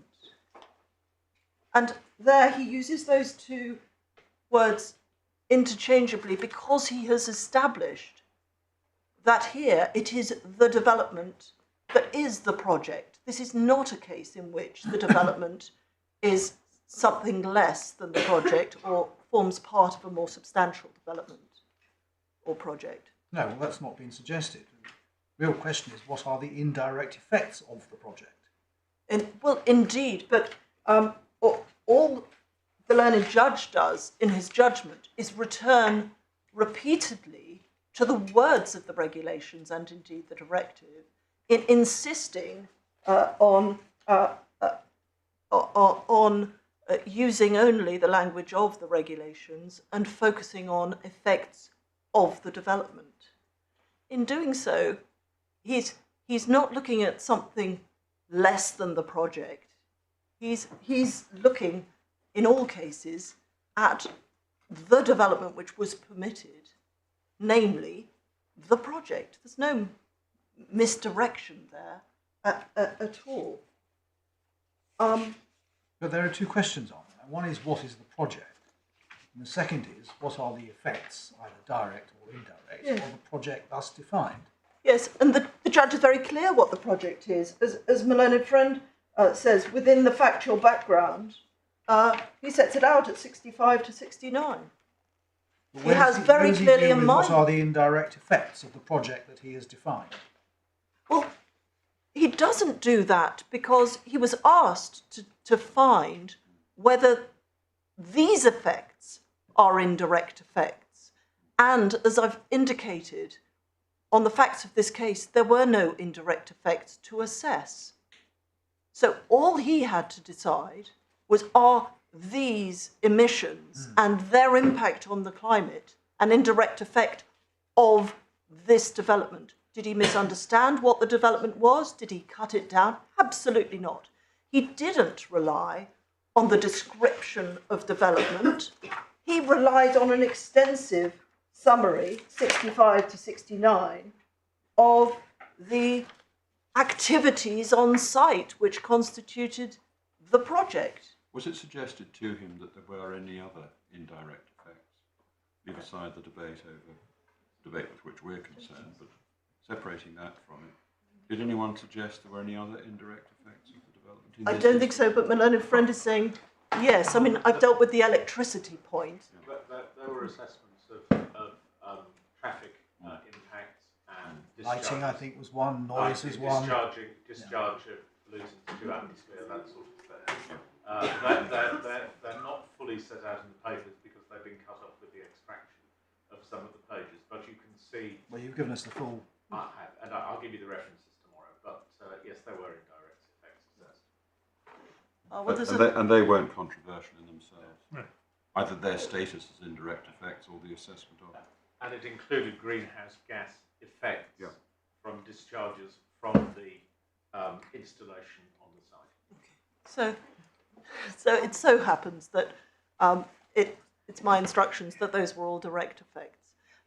It matters not. That's what I was It worried matters. about. It matters not. Yeah, I mean, the point is that the only controversial indirect effect wasn't it? Was the one where... Indeed. Indeed. Right, I see Mr. Willis nodding. And if we go through the judgment to 96, His Lordship identified the issues correctly. There were those two issues before him, and it's notable here, as it was there, that the appellant is claiming the council had no discretion over whether or not to assess the impact of combustion emissions on the climate. It was said they were so obviously an indirect effect that they had to be assessed. And then in the following paragraphs, it's difficult to read them without a sense of some irony, because the appellant brings this appeal claiming that the judge put a gloss on the words of the regulations, whereas we see at paragraph 97 and 8, and indeed your lordships have heard today, the appellant and then claimant striving to identify a test that would be judicial gloss on the regulations in order to bring the indirect effect they claim for the development within the scope of the regulations. We have attributable at 97, at 100 we have inevitable, and 101, the judge explicitly returns to the language of the regulations. And my learned friend Mr. Hon criticises the way in which he does so, but that is misplaced in my submission for reasons I'll explain. That the judge says from 5 lines up from the bottom, instead of these various extra regulatory tests, instead the true legal test is whether an effect on the environment is an effect of the development for which planning permission is sought. But that does it tell you how to assess that? You've got these two things. You've got an effect on the environment, on one hand, the development on the other hand, and there is some sort of a connection between the two, signified in the judge's phrase by the word of. What is the connection? What is the required connection? That's the question that needs to be posed and answered. And simply to say that it is the one is of the other doesn't tell you what test you apply. So I take it from that your lordship is concerned that perhaps Mr. Justice Holgate didn't give sufficient reasons for his judgment. If that is the case, that's something that can be looked at.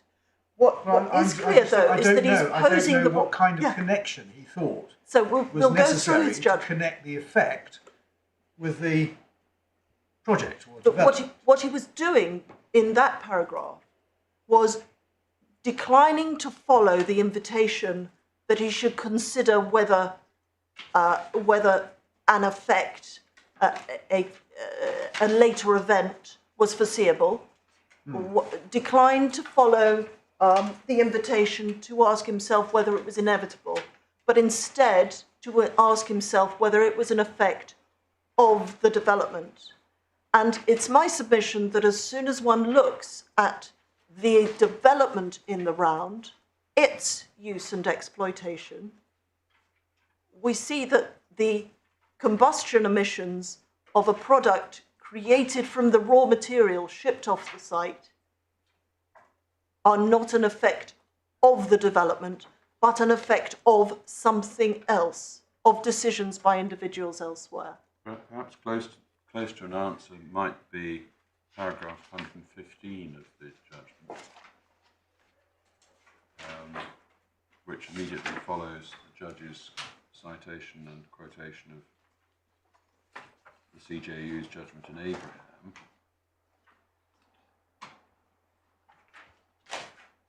There it is that he focuses on the analogous circumstances in Abraham.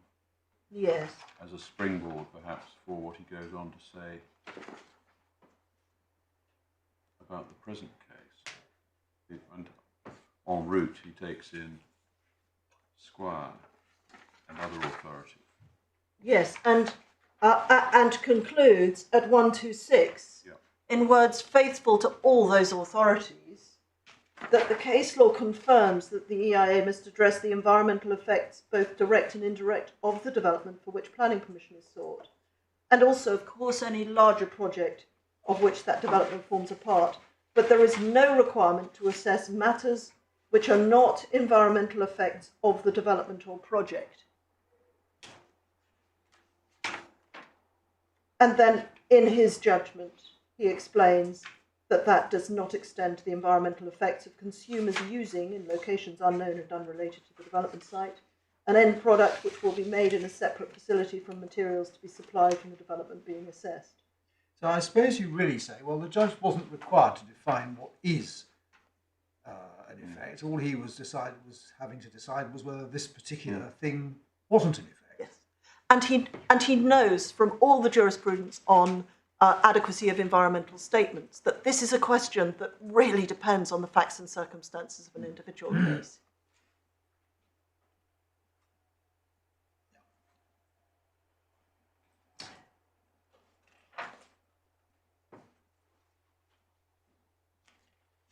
Right. I don't think I need to take your lordships to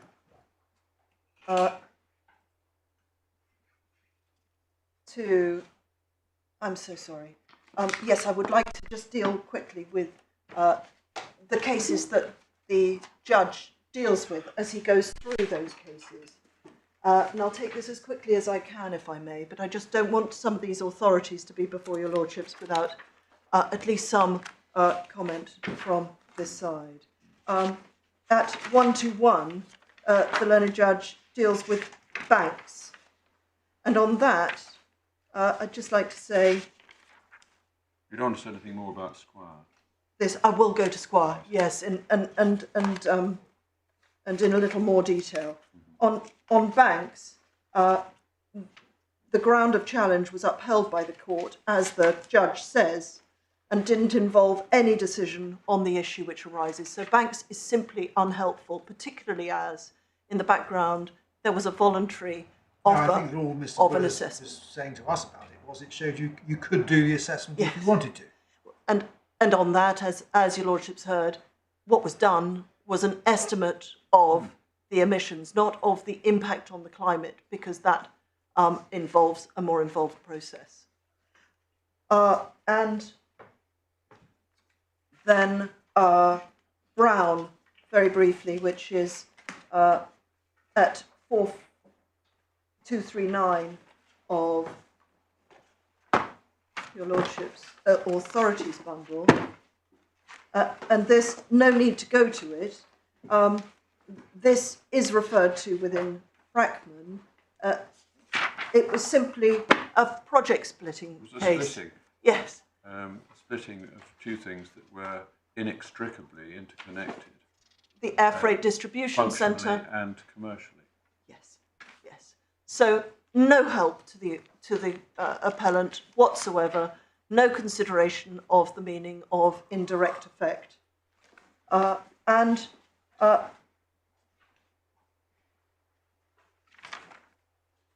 Before leaving the judgment, then, I would like to deal with ground 2, and then, if I may, I'll go to the cases. Would that work for your lordships? Yes. Way round. So this, as your lordships have understood, it arises if and only if the combustion emissions are capable of being indirect effects of the development, at which point, what of the local authority's decision not to require them to be assessed? And as your lordships know, the initial scoping opinion asked that they be part of the environmental statement, an approach that was revised following receipt of the environmental statement, essentially for the reasons given in that environmental statement. First of all, principle. The question under this head must be, did the reasoning of the planning authority disclose an error of law? This isn't a decision, the decision on scope of an EIA. It's not a decision that requires reasons. So the adequacy of the reasons is not a freestanding ground for challenge here. Instead, the question must be, was there an error of law in the basis, or was it irrational, the basis on which the planning authority accepted the justification of the applicant then? And the learned judge dealt with this at 127 to 133. Faithfully to the principles in Gather Coal, which recently quoted the relevant passage in Blewett, and is therefore the judgment that I particularly refer your lordships to in the authorities bundle. Don't need to go there. And the reasoning that he accepted is set out at Dr. Salder's witness statement between paragraphs 15 and 31. That's in the supplementary bundle at page 71. Now, I do want to go there very briefly. Dr. Salder is the Principal Environmental Assessment Officer. She undertook the the scoping opinion and conducted the ES review. Many authorities don't have the benefit of a professional officer dedicated to this task. And this is an internal report that was provided to planning officers. The Principal Environmental Officer doesn't have delegated authority to make the final decision on scope. So her report and review was accepted by planning officers and results in the approach they took in recommending the decision that ultimately the planning authority made. It's clear from Dr. Salder's evidence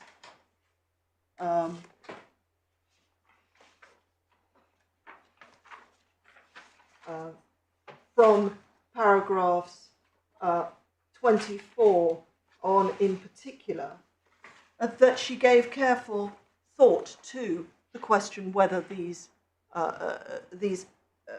emissions should be part of the EIA, and decided against. It would be helpful to see why it was put in this way from the way in which the planning authority argued the case to Justice Holgate.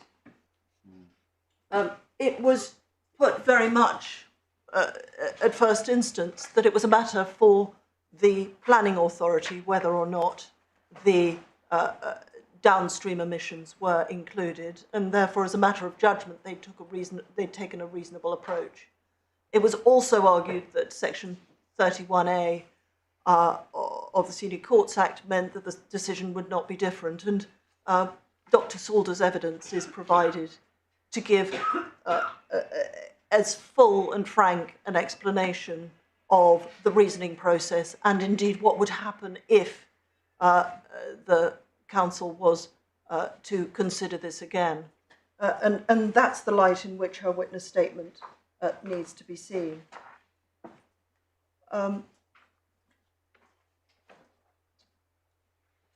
So I agree with my learned friends that this, the review is contemporaneous evidence of the decision-making of that officer. And because it's an internal document, there's really nothing to the purpose to say it wasn't consulted upon, unless, as I've said, it discloses an error of law, which I haven't heard identified. I find it difficult to see quite what the relevance of this is. These seem to be maybe contemporaneous, but they're basically Dr. Salder's inner thoughts in her head. What she provided to the officers who made the recommendation to the real decision makers, yes, was not this, it was something else, which we've got in supplementary. The review, yes. Yeah, the review. And that fed into the officers' report, which went to committee. Yes. The committee made the decision.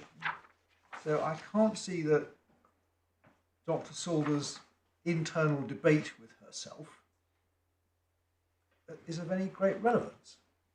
It was offered in order, probably excess of enthusiasm. But I can see why it might have helped on would the decision have been the same. I can see that. Yes, yes, and reasons why it's perfectly reasonable to have reached the decision that was reached, bearing in mind it was very shortly stated because of the nature of the decision that it was. But so be it. On the question of control of the project, that it was argued before Mr. Justice Holgate is relevant to the discretion because, in part, of what the EIA process is about. And so we're back to Regulation 18.3, and that part of the requirement of the ES that I took your lordships to right at the outset of my submissions. So the question of control was one of the headings in my skeleton, which I can give you if it's of any interest or use. It's in the sorry.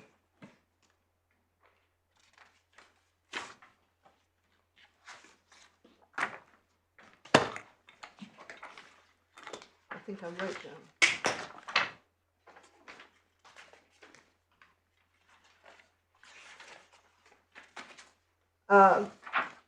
59 of my skeleton, of our skeleton, which is at page 128 of the first bundle. That was the way in which we put the point on control at first instance.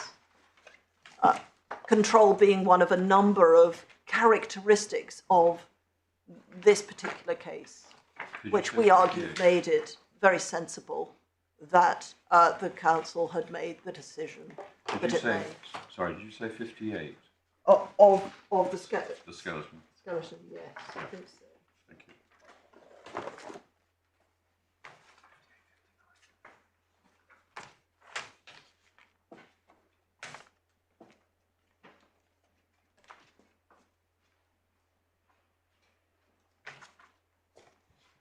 Yeah. I do 58, 59, page 128. I do emphasise that the council could have renewed its approach to this case in the Court of Appeal and doesn't. Council accepts Mr. Justice Holgate's ruling and the reasons he gave for it. but that perhaps gives an indication of the way in which the council at that time saw the whole question of control.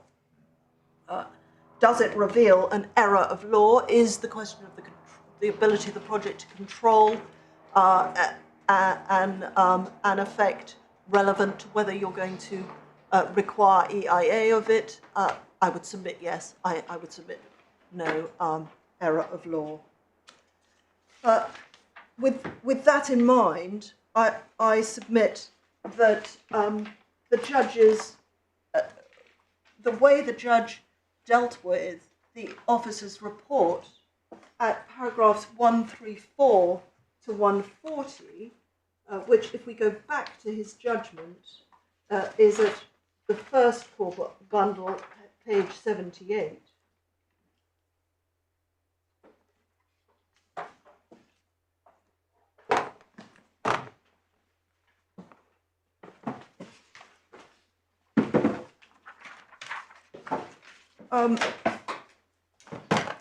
And there he's dealing with the second part of what was ground one in that case, which fell away because the first part didn't succeed, but was a criticism of the officer's report and the council's decision for the way in which climate change impact was assessed. The need for a metric of some kind was advanced. The reason I bring it to your lordship's attention is what the judge says about the analysis in the officer's report, which I leave to your lordships to read. Yeah. They had, he concluded, an adequate picture of relevant policies that on a contested basis. So the issues of climate change, the need for development, and yet the development's ultimate impact were fully explored, he held, and rightly so in my submission. I am conscious of the time. If I can just indicate progress, I'd like to take your lordships to Squire. Yes. To Frackman, and then clear up a few disparate points, if that works with the schedule for Right, others. so we're going to Squire first, are we? Yes, please.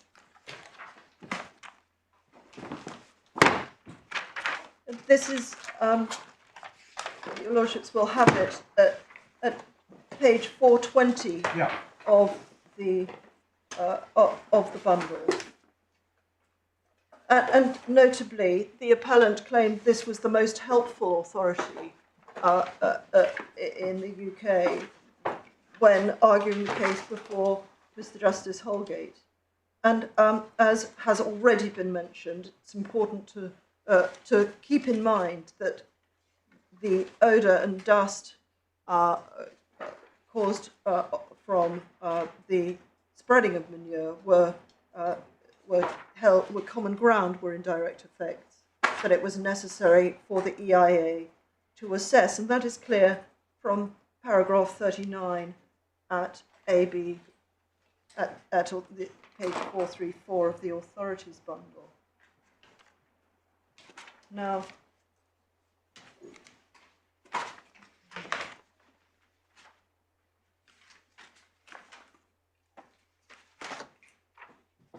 so it wasn't a case on the meaning of indirect at all.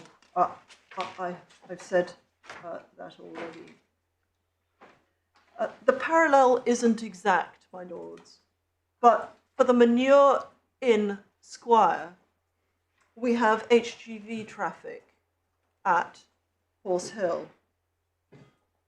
It is a direct consequence of the operation of the development.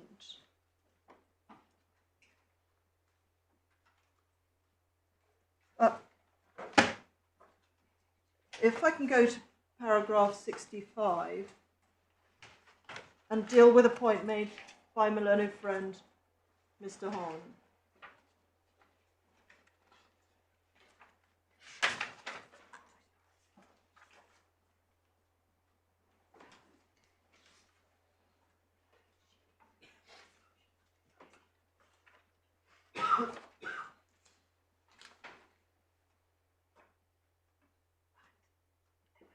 says she drew attention to the four conclusions that emerge and what is said at 65 about inevitability. So she prays in aid the fact that in Squire the facility was inevitably going to produce manure, and she said that inevitability is used as a way to confine the scope of what are indirect effects. But in fact, here, it's being used as a way of enlarging what are indirect effects. It's being said, because something is inevitable as a consequence of this development going ahead, it is an indirect effect of the development. And that is, I respectfully submit, a non sequitur. It doesn't follow. When the project is properly understood as the activities on site permitted by the planning permission, the facts of Squire are very clearly distinguishable, is my submission. And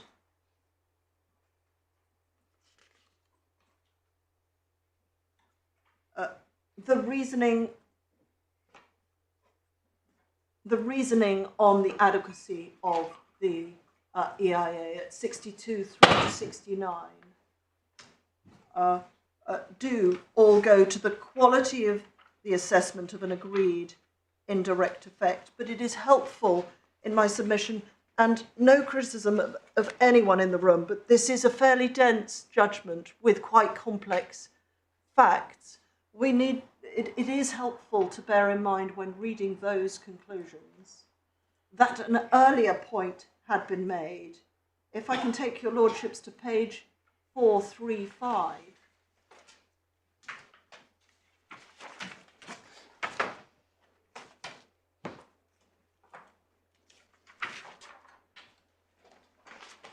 Another argument was made: did the council misunderstand the environmental permit? No, said the court. The council, so there's the question posed at paragraph 41.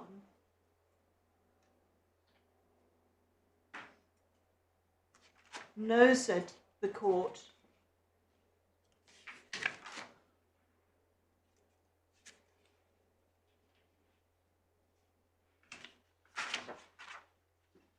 That's all a discussion of the environmental permit. Exactly. That was one of the issues in contest. But it absolutely was. But it helps to see some of the context too, the question about the EIA, because no, there was no misunderstanding of the environmental permit, but there was, paragraph 60, a misunderstanding of the scope and effect of the future manure management plan.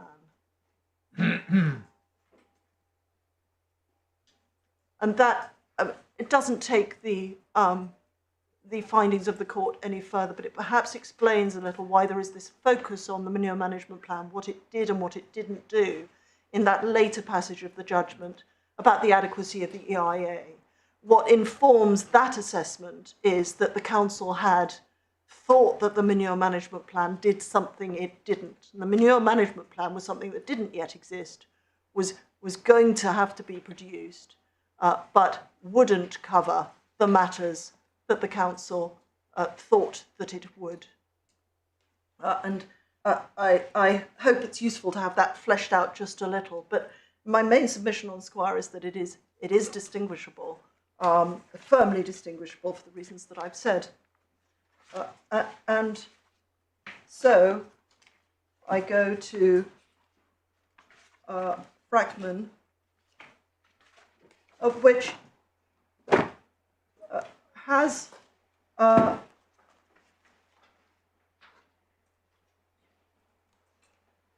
great resonance in this court, mainly because of the number of people in this court who were also in that case. So again, I turn it up with some trepidation, but hopefully a couple of points that haven't already been Well, as explored. somebody who was not involved,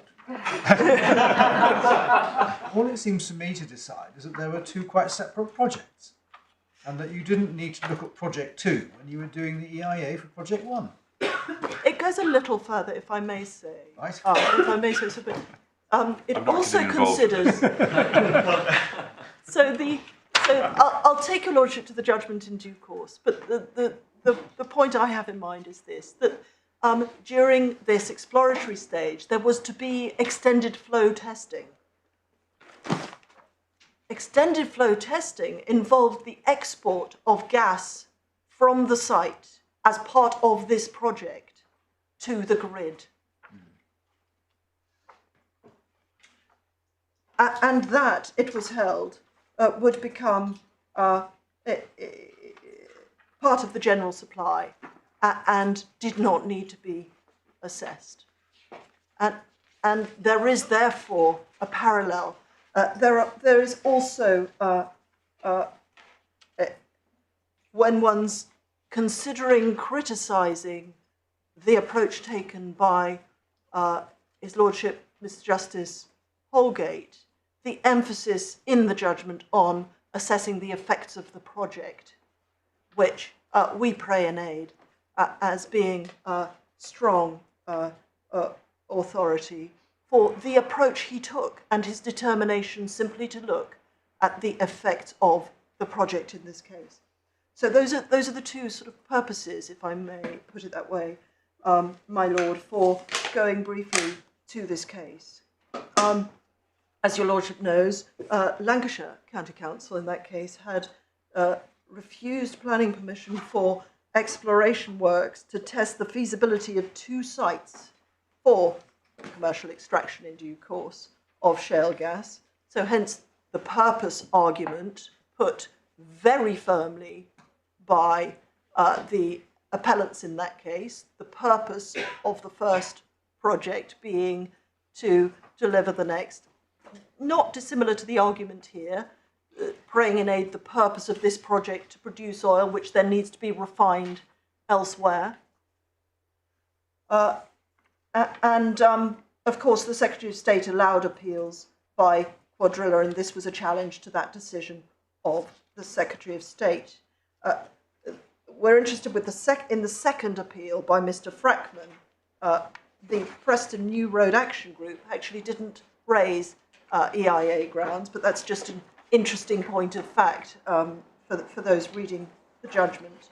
This is the second appeal, and the court took the first three grounds of the claimant, the appellant's argument, together, starting paragraph 57. So it may be helpful to go there. And it's page 404 of the authorities.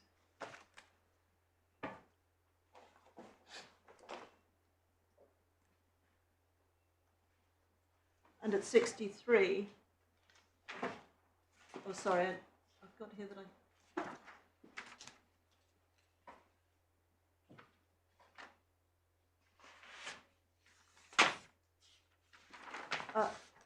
we see the similarity of the arguments put to the court at 59, halfway down. This is within halfway down 59 at page 405.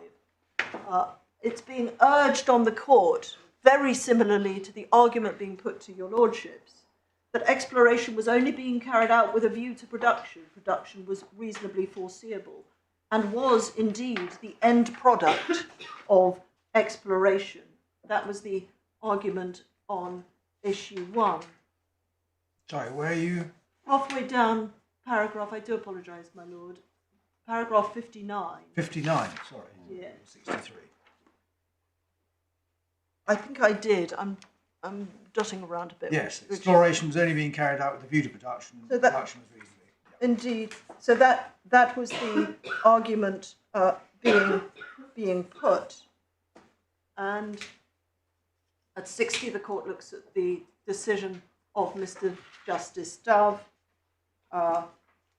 notes the parallel made by Mr. Justice Dove to frack-free Rydale, and at 62, how Mr. Justice Dove concluded the case and the approach indicated by the government's guidance.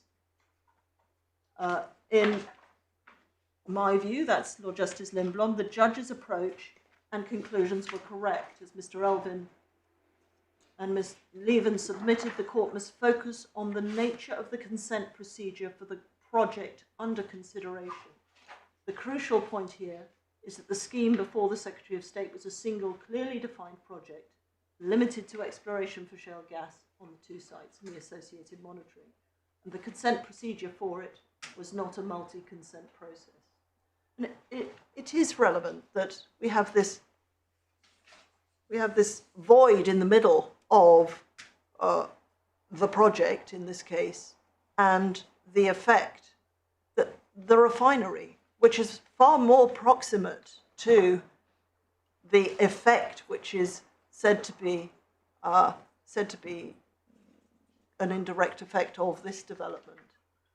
But there we have it. Sorry, what refinery are you talking about? In this case, in this case, there will need to be a refinery. Yes. Which is not said to be part of this project, isn't part of this project, but sits between this project and the effect, which is said to be an effect of this project. I see. Which really undermines. The judge commented on that gap. Yes, it underlines the remoteness of the effect from the alleged cause. Yeah, the difference, put simply, is or maybe this, surely. In Frackman, question you wrote, it was clear that there was a subsequent planning application in prospect if the exploration proved a viable resource. Here, by contrast, there may or may not have to be an application for planning permission for a refinery or an extension to a refinery or a change to a refinery, or it simply may go to an existing refinery. So there's a distinction, but maybe it's not a distinction that matters at all to the real point. I have to say I struggle to see how this is really in the mainstream of the debate in this case.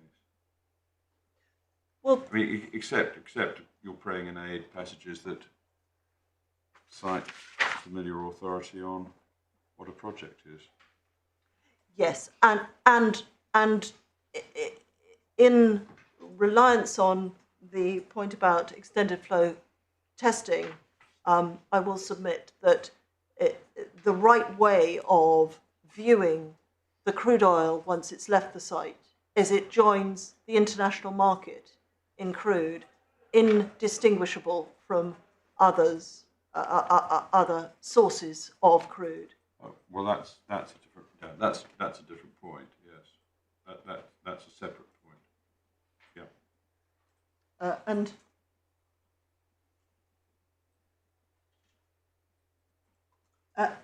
that point arises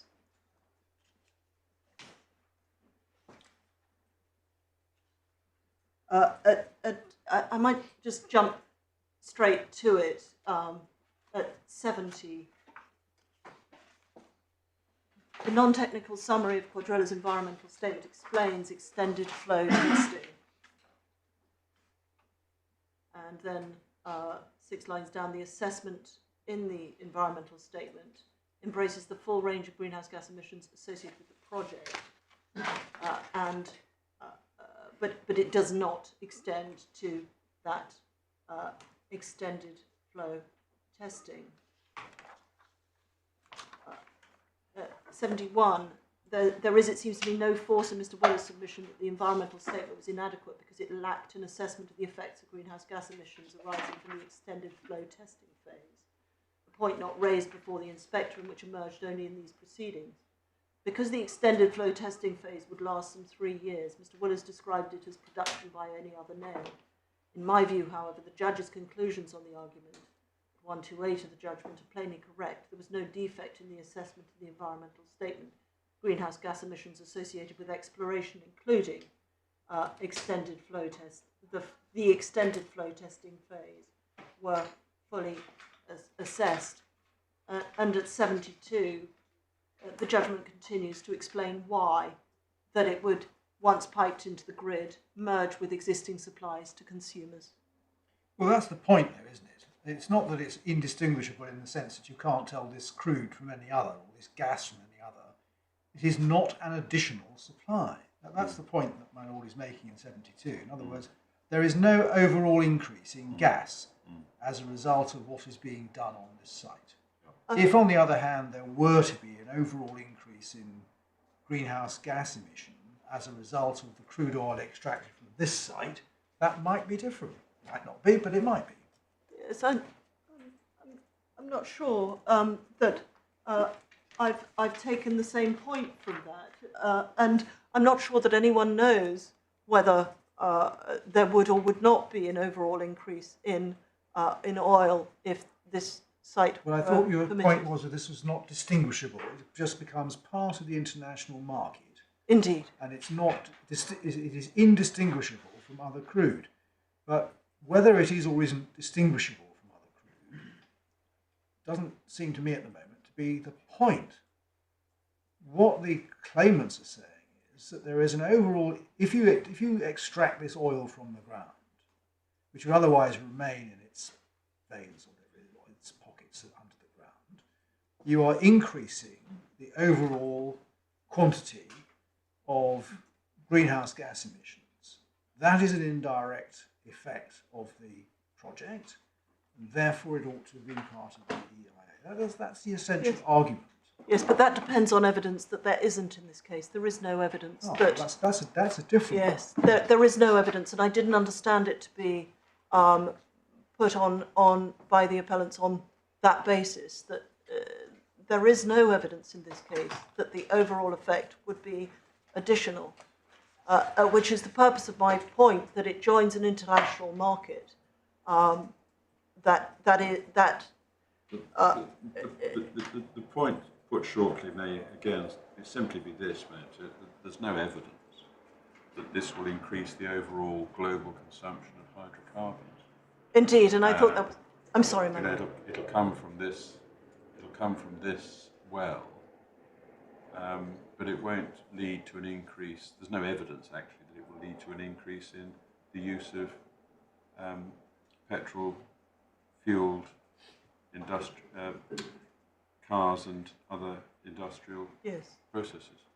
The plain truth is we don't know either way, but it is not correct to assess this development on the assumption that it would give rise to that increase, because there is no evidence that it would. But I mean, that's outside the mainstream of the argument. That this is simply not an indirect effect of the project.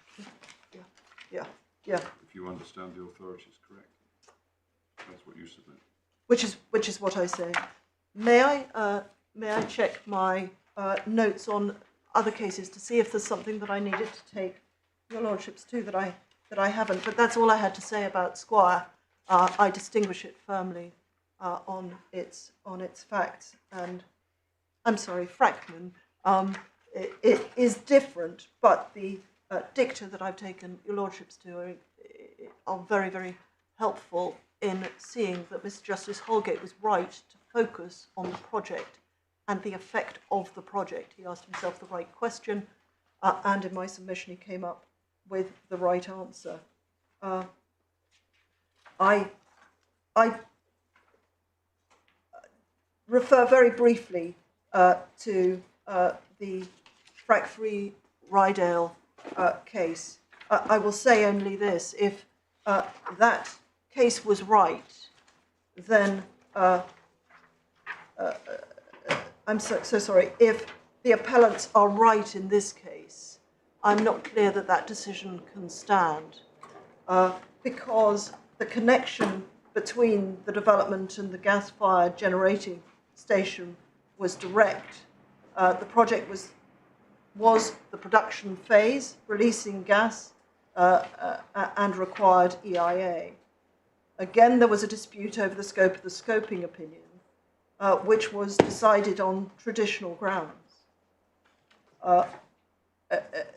The second basis for Mrs. Justice Lang's decision at 39 was that the gas supply would be an indistinguishable part of a supply. That is the approach that was taken in that case about gas.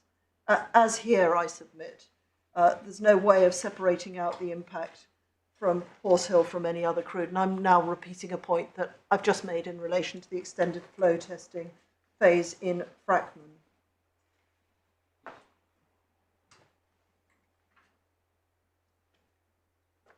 The facts and arguments I submit are different, but if downstream greenhouse gas emissions must be assessed, then even more so should have been the emissions of the gas generating station in that case, in my submission.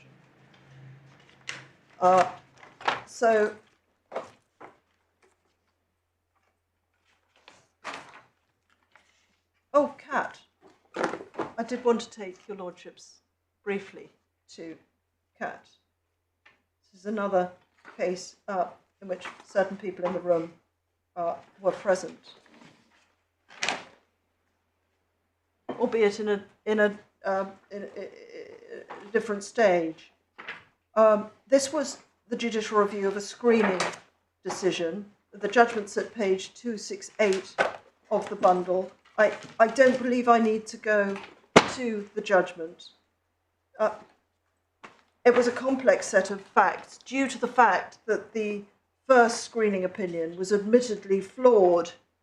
I don't know if your lordships recall the case of Baker and Baines, 2009, at a time that the regulations did not properly transpose the directive. They didn't properly deal with changes to projects. And this was a change to the Withdean Stadium that was initially assessed only on the basis of the impact of the change. And the council admitted that that was wrong and sought to make their screening opinion again. And then judicial reviews were brought by a near neighbour who was concerned at the noise generated by the use of the stadium, that those screening opinions were flawed, and so it came before the High Court, and your lordship, Lord Justice Lindblom, in his earlier role in the High Court, dismissed the challenges to the later screening opinions.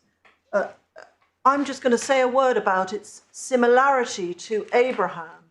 You have there a change to an existing project, one in that case, in CAT, which had never been subject to EIA because of its age. And what needed to be assessed at the screening stage only, but as a potential significant effect, were the effects of the use of the project, of the activities that the project involved, namely the comings and goings of football fans. That is the effect of CAT. 66 to 72, my learned friends had the right bit of the judgment, but its significance for this case is, as is the case of Abraham, misplaced. It is clearly distinguishable.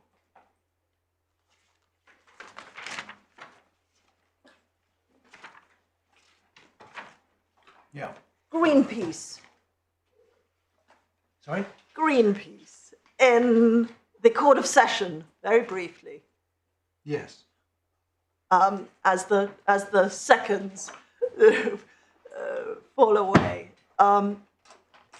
Yes, those dicta that deal with Finch are obiter, because Greenpeace was held not to be a person aggrieved. But that is not to say that the question wasn't given serious thought and was the subject of full argument. And I draw attention to paragraph 65, where the judgment states, however broad and purposive an interpretation of the regulations or the directive might be attempted, the clearly expressed wording of the legislation cannot be disregarded. And that is the essential point of my submissions. Lengthy though they've been, that is the short point. Do not disregard the wording of the legislation.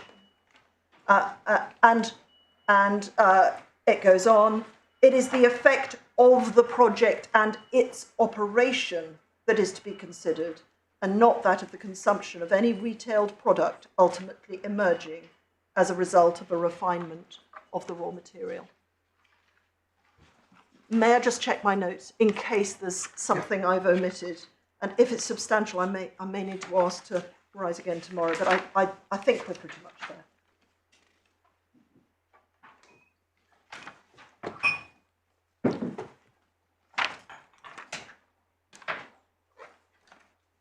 Oh, I would like to end on this note, if I may.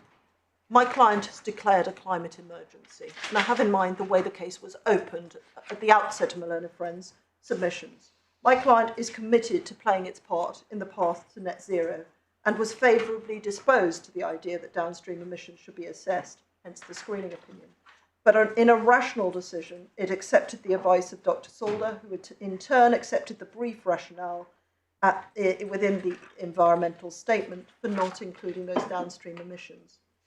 My lords, at times of crisis, it's even more important than ever that clear decision-making is allowed to prevail, and the climate crisis should not cloud the minds of this court. I know it won't. Those are my submissions. Thank you very much.